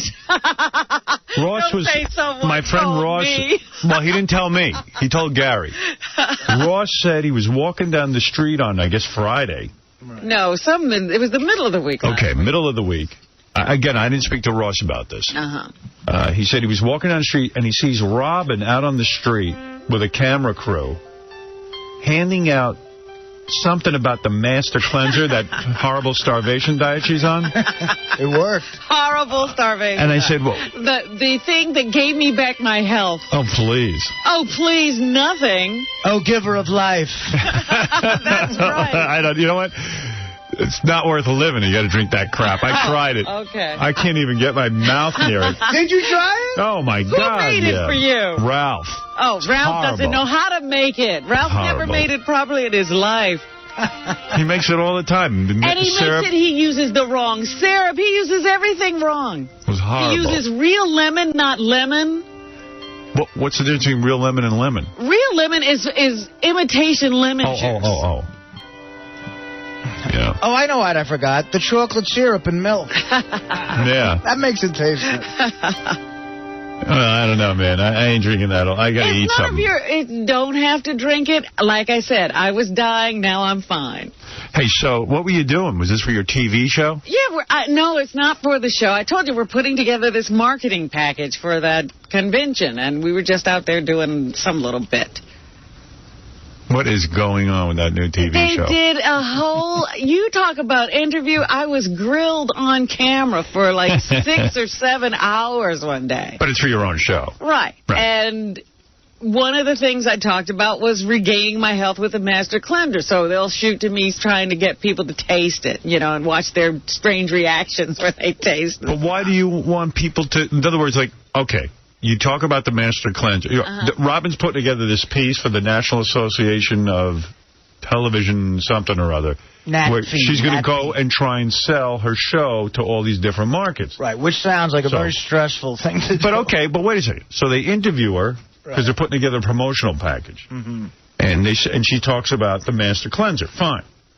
While she's talking the Master Cleanser, they're going to have her out on the street trying to get people to drink it? What does she care if they drink it? You don't care. I know you don't care. I don't care if they drink it. So what's the point? It's just a stupid bit to get interaction with people. All right, so it's a bit for the show. But shouldn't the bit be, I don't care if anybody drinks it? No, I'm interested to see what people look like after they taste it for the first time. And what did they think? A lot of people liked it. Hand out money. You want to stop me? you know what everyone in the office... Why not go out on the street and let people feel you up? Oh, that's what they want. Would you like to feel me up? I'm desperately trying to get the show off the ground. There's a show. Come here, you. Feel me up. I ain't that desperate. Mr. Commuter, come over. Grab a little cup. Yes. Everybody in the office was laughing the other day because Robin was shooting what her day is like here. I didn't know. When was that? No. They just wanted some B-roll. It was talking to people in the hall. So it was funny because a lot of the guys commented Robin spoke to her news intern. But she hasn't spoken to yet, ever? It was just funny. It just didn't seem like the conversation they have every day. Hello, what's your name? They're out in the hallway for like 10 minutes and Erica's going, and I have this story, I have that. Robin's like, I'll consider putting that as a lead story. And everyone was just laughing. It was just funny. They even made me talk to Scott. Yeah. I never do that. Yeah, right. Did I do something wrong? Now, can I ask you a question, Robin? An honest question? Robin never talks to me. An honest question. What are the other questions you asked? Before you spoke to your news intern the other day, did you know her name? Yes. You knew it. Yes, you told it to me when she first got here. Betsy, right. I mean Patricia.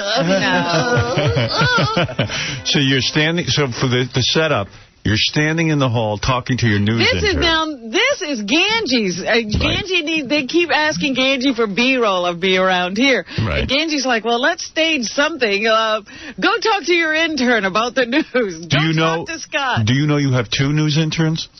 I know that 2 different people hand me. Now you're going to... There's my primary and my backup. What are all the interns' names? They're all your interns. What are your 2 news interns' names? I know Erica. And what about the other one? And I'm telling you, she knows Erica from the other day. I do. I know Erica from the first week. You had me. You put me on the spot then. Is your other news intern here right now? Madam X? No. I haven't seen who's here today yet. Who else is in the back office, you? I have no idea.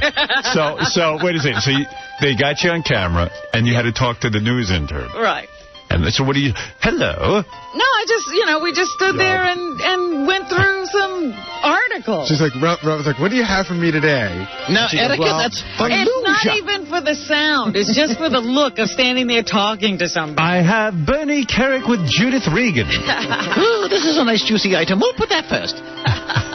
But it's funny because I did hear Robin go, that's a good one. That's a good one. That's a good one. And then there's the dog who bit the nude man. We'll put that as a teaser later on. Robin Quiver's day begins in a session with her news intern. That's not what's going to happen. I'll use that as my lead story. Later on in the day, she hands out Master Cleanser to the masses. Come here, masses! Taste of the good life! Now it's time to relax. She goes home to her estate. One of 2. To her recambier. One of 2. To her recambier. Whatever that thing. Recambier. To her recambier. Recambier. As I look out the back lawn and spy my 2 swimming pools. All covered for the winter. The ones I can't swim in. I can swim. I took lessons. Oh, okay. Here, Robin takes a swimming lesson. Remember Robbie, the swimming teacher? Yeah. Right. Are you a hot for? Or Bobby, whatever we call Bobby. Bobby! Bobby, come here in your Speedo. Immediately. Too sweet. Oh, good for you, Robin. Congratulations on that. I want to see it when it's done. Yeah, I'll be doing a photo session today. Look at you with this new show. While you're being shot, I'll be shot. Yeah, they should shoot both of us. I know. With a loaded pistol. Oh, man. Do you get Mr. X in there? No. No, you didn't want to be on? No. A shirtless Mr. X? He never came up. Nobody asked about it. His muscles glistening in the sun. Plowing your fields. But they flew Jimmy up here and interviewed him. Oh, yeah. Nice. Went to Rochester to interview Leah. Look at you. Triumphant, finally. Triumphant.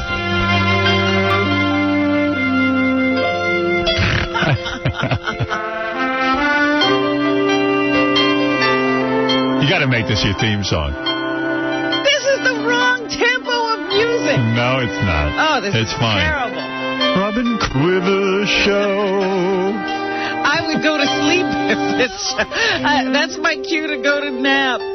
Are you going to dance like Ellen DeGeneres? Yes, definitely. It's a great...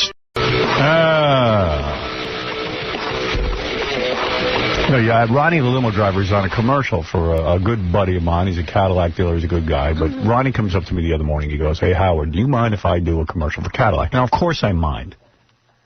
It sounds bad. It sounds unprofessional. It's him reading a live commercial than me reading a live commercial. So Ronnie came up to me and nicely said, do you mind if I do the commercial? So you know me, I play the role of good guy. I go, Ronnie, no problem with me, but I kind of said again to Ronnie, gee, it doesn't sound great on the air. I'm not really for it, but you're one of my guys, and, you know, which he's supposed to pick up. I wasn't exactly thrilled, but he never picks up on stuff. You don't hint around with Ronnie. Yeah, dude, you got to be very direct. Why didn't you just say no? Because I know this is your buddy, and really what I have is Tom knows no one is allowed to ask me to do live commercials. Like Gary gets asked all the time. Casey, no one's allowed to come up and ask me. They go and ask Tom. Tom is the one who says no. I'm always the good guy. Tom is the bad guy. Because why have a general manager? That's what he's there for. To so I would have said... But I went to Tom, and Tom said it was no problem as long as you said it was okay. Yeah, well, Tom is a prick. So Tom is a prick. No. Hold it. I don't tell people no. I go, oh, that sounds like a cool idea. Tom is the one who says no. Now, Tom knows this. Tom and I have this worked out so I can be a good guy to Ronnie. And then I would say to Ronnie, Tom is such a prick. How come he didn't let you do it? Tom missed his assignment. He was supposed to say no. But Tom only wants money. Tom only wants money in the worst way. I just had this discussion 20 times with Tom over and over again. Tom, I don't want the guys reading live commercials. It sounds unprofessional. It's boring. Then I come on with a live commercial. You go, it's not your fault. Tom now has a new shtick. He sends my guys over to me to start asking me because he knows I'm uncomfortable with it. Oh, he's so good. He didn't send me. I asked you on my own. Tom should have come to me and said, is it true you want Ronnie reading a live commercial? Because Tom and I have he was unclear. Arrangement. Before he puts any live commercials on, he's supposed to come to me. And Tom would have gone back to you and said, Ronnie, I don't want you reading it. And I would have said to you, Ronnie, that's so unfair. Let me see what I can do. Right. And then I would have lied to you and said, Tom's being a prick. Nice. Okay? That's what I have worked out with Tom. Nice. Yeah. But you would have felt good about Tom is such a prick ass that I can't trust him at all with any aspect of this radio show. Did you hear Ronnie's live commercial?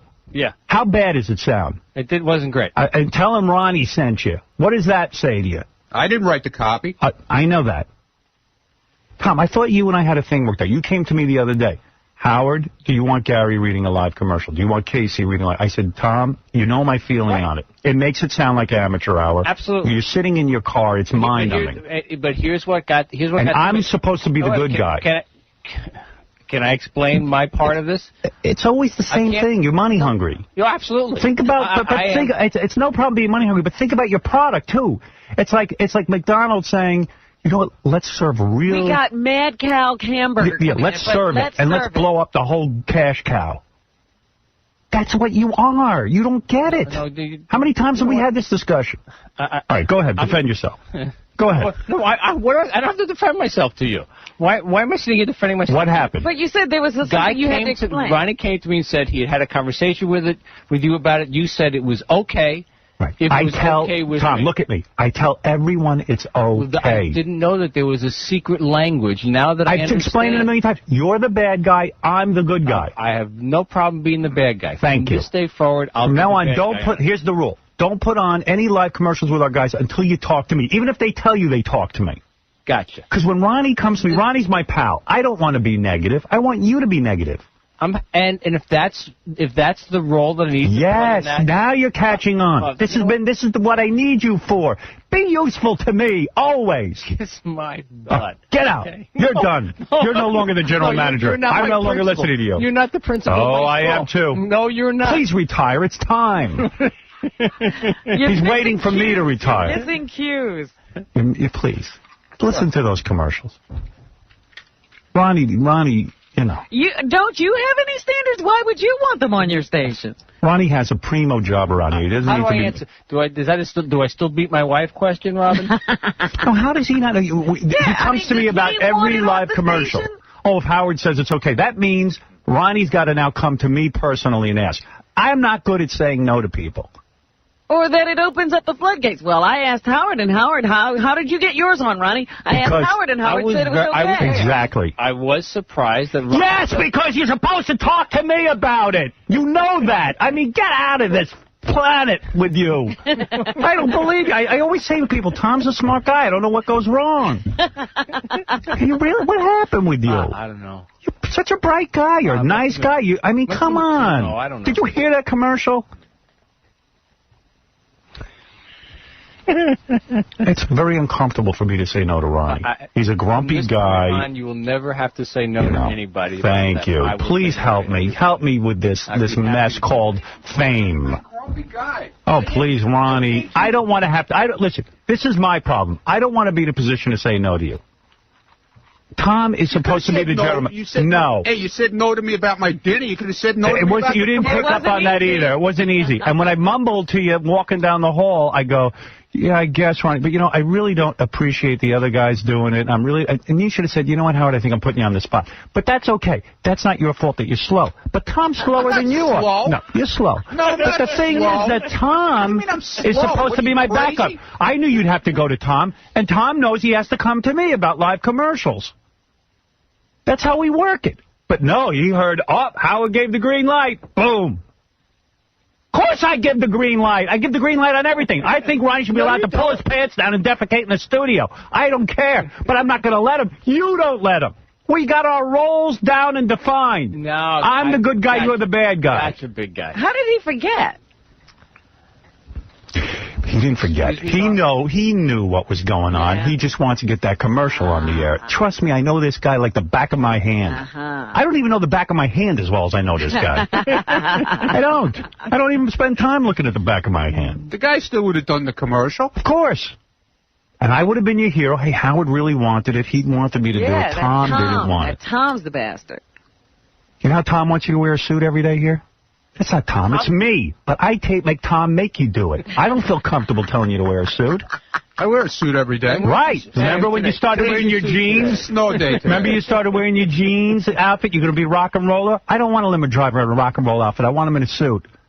But I go to Tom. Tom, tell Ronnie to wear a suit. Yeah, okay, yeah. I say tell Ronnie to wear a suit. I'm not going to tell you to wear a suit. I'm the rock and roll crazy man. I've been wearing a suit for how many years? That's right. Remember when you stopped wearing a suit?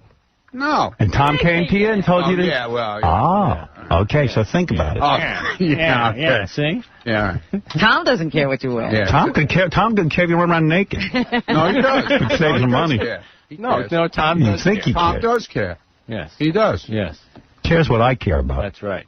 And I care about you sticking to the game plan. Gotcha, big guy. Ronnie, do you understand what I'm saying? Yeah. It's fine with me. I'm slow. I'm trying to figure it out. Wait a minute. Ronnie, watch. Look at me. Hold on. Look at me. Yes. I love the job you did on the live commercial. No, you didn't. No, I think it's really good, and I think it's funny. Hey, Howard, I don't know, but Tom has a problem. Hold on. Tom wants to say something. I think it's funny. I'm sorry. No, the spot doesn't work. We got to pull it. All right, whatever. That's wrong, man. The guy's a great guy. Give him a shot. I'm sorry, but you know what? He just wants some notoriety. I got to protect the product. The answer is no. Oh, God. The client was the one who asked me to do it? Yeah, the client asked him, Tom. You're such a prick. Excuse me? What is that, Tom? He said that while other people were talking because he doesn't want anybody to hear. I'm just mad that Tom's so mean. Yeah, I'm sorry. What's wrong with Ronnie, man? I woke up on the wrong side. Why can't Ronnie do a live commercial? That's my decision. He had to shovel his driveway this morning. Yeah. Oh. Yeah. Well, he's wrong, but Ronnie, we have a policy, right, Tom? I don't agree with what he's doing. Yeah, see? I just want to go on record as saying that. You could have told me no. I'm for you doing the live commercial. I want you to do it. He's the one that doesn't want you doing it. Oh, okay. All right. Yeah, I got it now. It took a while. Yeah, see? I'm the one who doesn't want anyone getting paid around here. I've always said to Tom, I'm always so confused by this. Those commercials sound horrible, but I want my guys to get money. Right. I don't, though. So I feel funny saying no. I'm not getting any money. No, I understand. I'm doing it as a favor for free. I know you're not getting it. Everyone knows what a great guy you are. I'm so lucky to have you in my life. What's your problem, man? So what's his problem? It's not my problem. It's Tom's problem. Tom has a way the station is supposed to sound. Right. So Tom will come to me and say, hey, they want to pay Gary to do a live commercial. And I go, you know what? I want Gary to get money. But not some other way. Not at the expense of my show. I want it, it's enough. With those live reads. I wanted him to do it, and I said... And then Gary comes on with the content of the show, and it's dull because he just heard the guy reading the commercial. Is he selling something, or is he talking? I don't care how much tell the guy from Cadillac. I even went to Gary, and I said to Gary, I don't want you to think I'm cutting in on your stuff, because I know he does a lot of stuff like that. Right. I said, this is a friend of mine, he asked me to do it. And then I asked you. Right. And you said no problem. Absolutely no problem. But did you hear me mumble down the hall about how it doesn't sound good and I usually don't like it, but I get put on the spot? That's when you pick up that I'm uncomfortable. I know why you didn't listen to me when I told you. But you know what? That's not your fault. Tom is the one who's supposed to say no. Yeah, see? He's supposed to come to me and say... Tom is the safety net. But Tom let his greed get in the way. Our holy safety do me a net. favor. Call Neil, Wayne, and Joe. Ask if they'll do some commercials. Yeah, the three of you. Yeah, we want to hear it. Ronnie the limo driver. Don't bother, Ronnie. I won't let it happen. Scores, man. 923. Right. King O'Rourke Auto Group, 347 in Smithtown. There you go. I'm just curious. Scores, man. If I say Ronnie sends me, what happens? Do I get a discount? No. Yeah, what happens? No, wait a minute. Am I going to get yelled at when I go out there and do the promotion? No. No. Oh, okay. No, I'm all for it. That's not on the air. I'll talk to you later. With the girls some scores and everything? Yeah, that's fine. Am I going to get yelled at for that? Gary, Ronnie, it's fine with me. February 28th? Tom, you'll be the one who makes the decision. King O'Rourke Auto Mall, we're going to be out there? All right. All right. Thanks, man. Thanks, Ron. Thanks for picking up on all the signals. It's ruining my life, Ronnie. You know how you were reading the rules the other day? Treat Ronnie like a woman, or Ronnie, treat Howard like a woman. Yeah. Treat me like a woman. Harass the hell out of me. Which is what he does. I mean, can you imagine a guy, you mind if I do some live commercials? How many times have you been on the air saying this exact same thing? Why would people approach you even? Because he's in my life. But I'm saying he's heard you say you don't like it when KC did it, you don't like it when this one did it, you don't like it when that one did it. Oh, it's different with him. Oh, I see. But my out is always Tom says no. But Right. Tom rushed it on. You know what you have to say? You don't know I don't like it. I didn't ask you to do a bunch of live... Do me a favor. You got a good life with me, right? You got a good life with me, right? Yeah. All right, what do you got? You got a great job. Right. I got you out of sitting in that limo most of the day. Okay. I got you sitting right, you're walking around like you're a king. Dude, I never said anything All right. You got a great life with me. I haven't said anything different? Yeah. Well, and I invite you on the air. You're going to go out with a van, all kinds of exciting things. You go to racing car shows. You got a good life. Right. But don't ask me for things directly. You know what? The next time that happens, you say, you know what, you don't have a problem with it, but Tom always says no to stuff like that. You know what he says to me? Oh, Tom said it's okay if you say it's okay. No, wait, that's not what I said. Yes, you did. It was the other way around. That's not what I said. I hadn't even gone to Tom Do me a favor. You didn't do anything wrong. I got a problem with my general manager. I got a problem with the general manager. But I'm saying that this is the way you do it so that you can remind Tom of his duties. Tom, I say yes. Fred Grunt. I say yes to everyone to their face. Yeah, I got you. You come to me and say, is it true? And I go, of course not. You know what? We don't even need to have that conversation. Thank you. Ever again. I mean, really, come on. Have some integrity for your product. Why don't we have everybody just doing commercials? You know, then we wouldn't have to have any professional commercials. Everyone will just, and then when they come on the air, it'll even sound duller. Yeah, it'll be really interesting when nobody professional is doing commercials. Yeah. Robin, whatever you said, I agree with.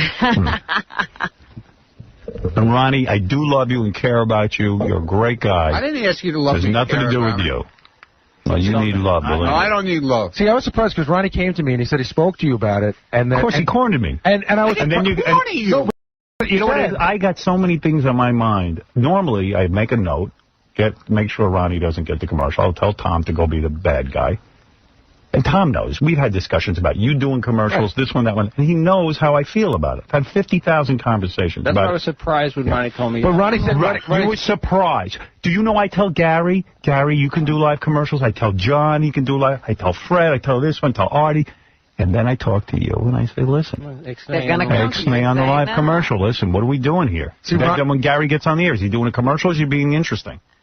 See, Ronnie told me. I was surprised because Ronnie told me that he was talked about it. And I said, I'm surprised that Howard said yes. And Ronnie said, well, Howard said, you don't do this often, so if it's just one time, it's okay. Yeah, exactly. I'm making a special thing for Ronnie. Then Tom's supposed to come and go. But you know what? You're such a good liar. I believed it. Yeah. Well, it's amazing. Well, but Ronnie's leaving out. He's going to change his life. You could see I was anybody who knows how to read people, which Ronnie doesn't, would see that I was so clearly uncomfortable. Yeah, okay. I'm mumbling to myself like, oh, it doesn't sound good on the air. But you know what? He didn't hear any of that part. He stopped listening after that. Yeah, he got his permission. And I said to myself, don't worry. Tom knows he has to come to me.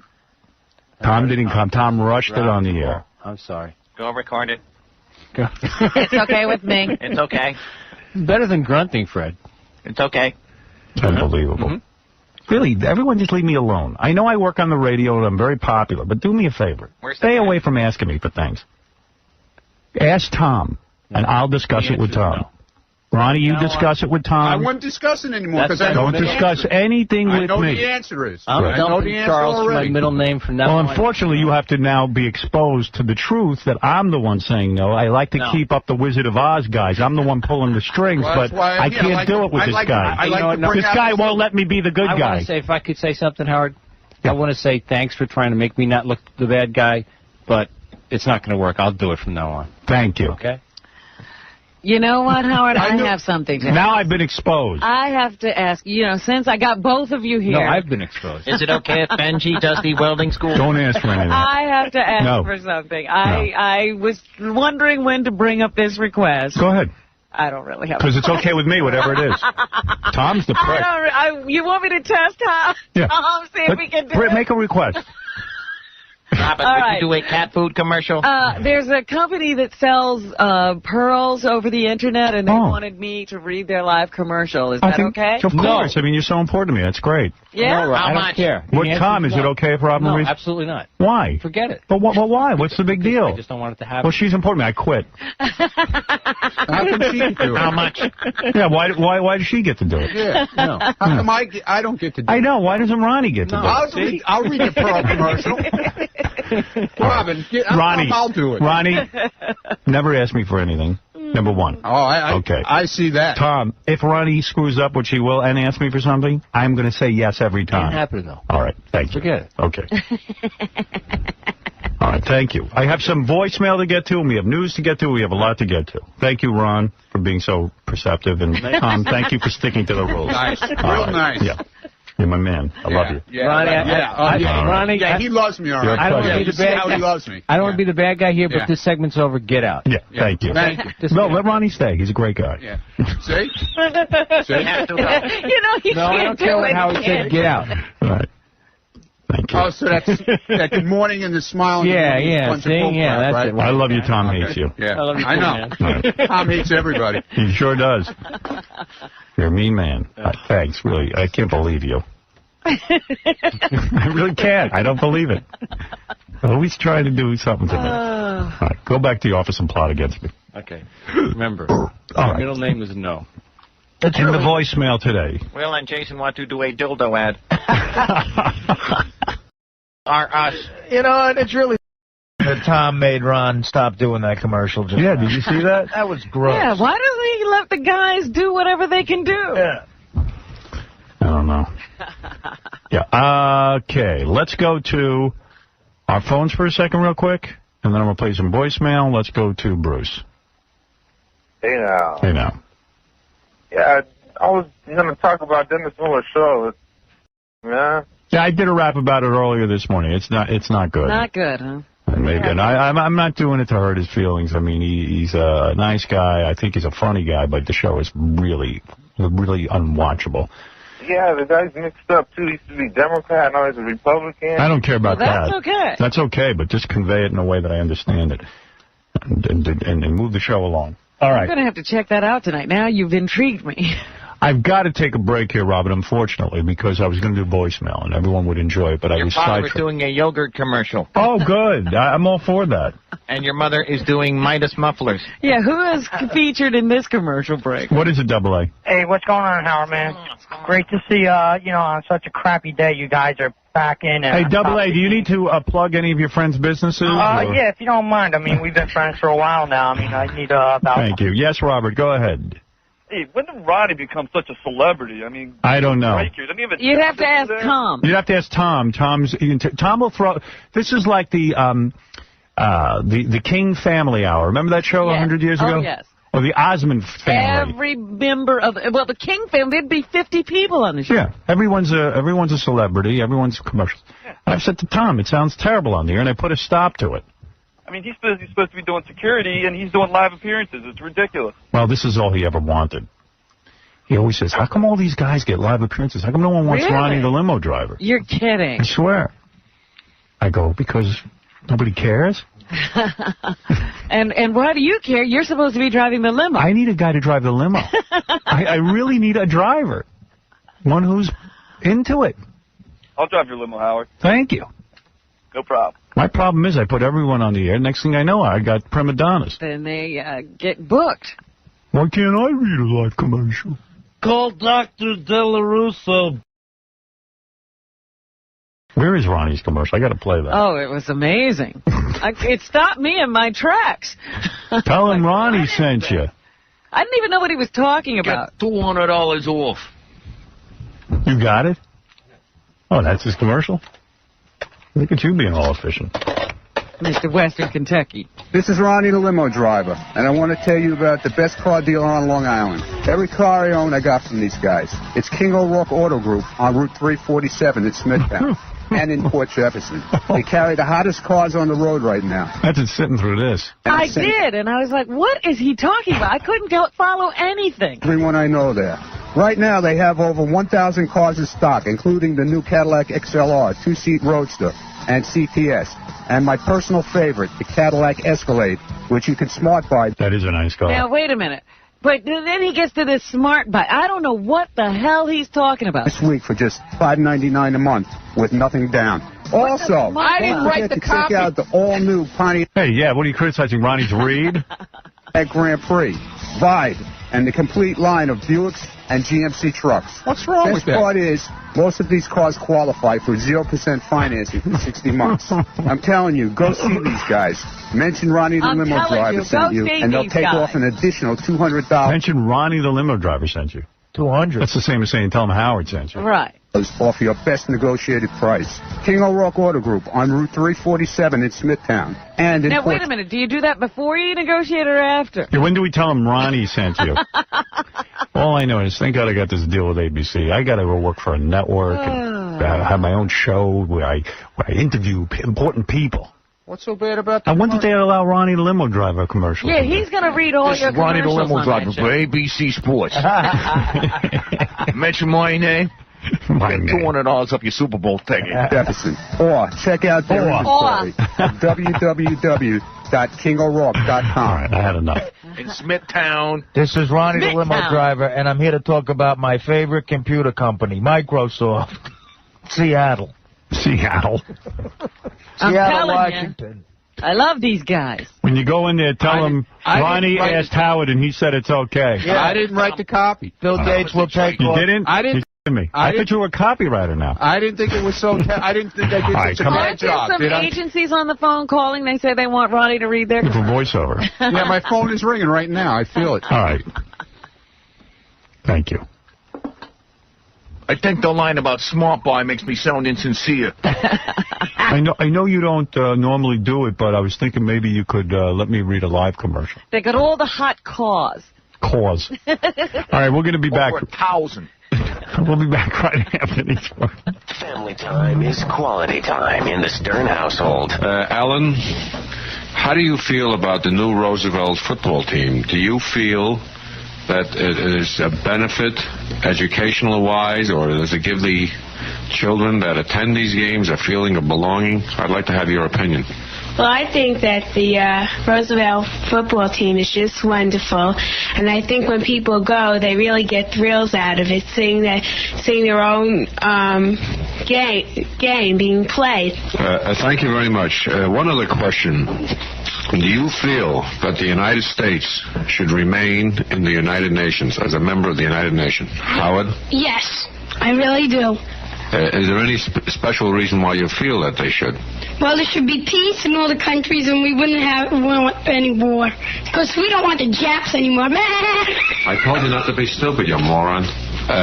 Ellen, I would like to ask the same question of you. Do you feel that the United States should remain in the UN? Yes, because I think it's very important, and it has been doing a lot of good for the country. And the world. You're listening to The Howard Stern Show. 95 X. Howard, The Howard Stern Show. Hey, look at this. Baywatch babe Donna D'Erico. Get the lowdown on her three-way with husband Nikki Sixx of Motley Crue. Hear the shocking details of her at 17 and find out why she disses Pam Anderson.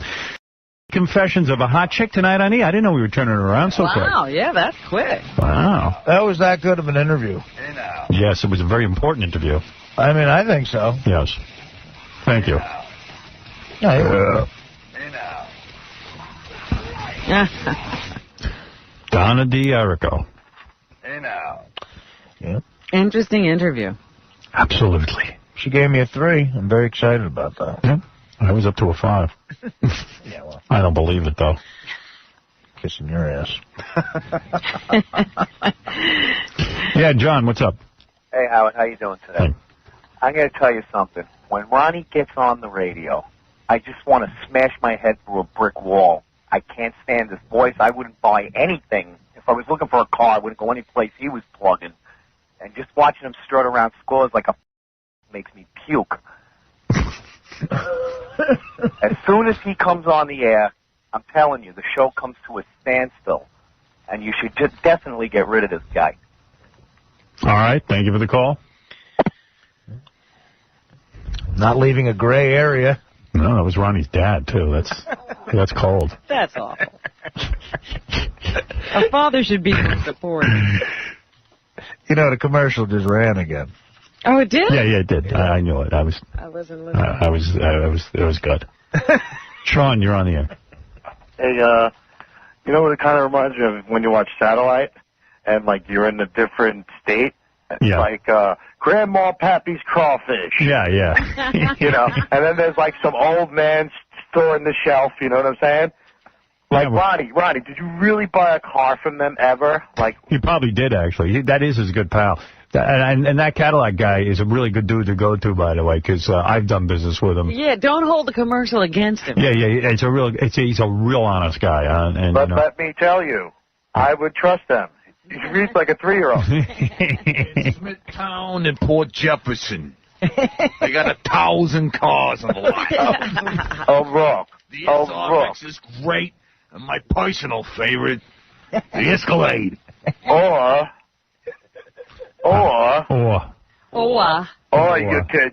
you could buy my car. See, now it's going to become classic. We're going to want to run a commercial. I got all my cars there. Cars. Every car. I'm thinking Norton, I'm doing a commercial. Every car I ever got. Ronnie, the limo driver. Hey, American Idol's numbers are awesome, man. They got a 20.5 with a 28 share. Look at that. Wow. They beat out Don't mess everybody. with them. CBS is the next closest competitor with an 8.4. Whoopi gets a 4.6. I'm With Her, the ABC show. That you like. I like that show. I tape it. 4.8. And American Idol, 20.5. That means everybody's watching American Idol. Runaway hit. How the hell is Whoopi still on? Whoopi got renewed. Hoopa. Oof. Man. I couldn't believe it. That's called a juggernaut. I'll tell you what, that midget gets on that show and goes through the, It will be 50% of the audience. Exactly, my love. I will watch. Yes, angel face. I won't. I can't stand that show. I'll have to watch it if there's a midget. If a midget. And the midget can sing. Midget's got a shot. And I would vote. I have never voted. I refuse to pick up my phone. Can you imagine? I will vote. And I would go to all her concerts. You know, I would call like crazy because I want her to stay in the contest. I want her to win already. I gotta admit, I'm curious to see the midget now. So when's it on again? So now I gotta watch it. I don't know when. She won't be on because it's still in that. Oh. They're finding people stage. Oh, okay. That's tonight. Get to the competition now. We got a midget. I heard a piece of gossip about you, actually. Well, not about you, but it does concern you. What is it? Well, I heard that Ross Zapin is really mad at you, and he's going to confront you. I heard that he's upset with me, too. Not only is he upset, heard that. but he's going to come up here and, like, when he sees you or whenever he runs into you, he's going to tell you off. He's Well, he's hurt. He's hurt by you. I said he's out of his mind. First of all, I'll tell you what I heard. He's mad at you because going all the way back to on the air when you said he sleeps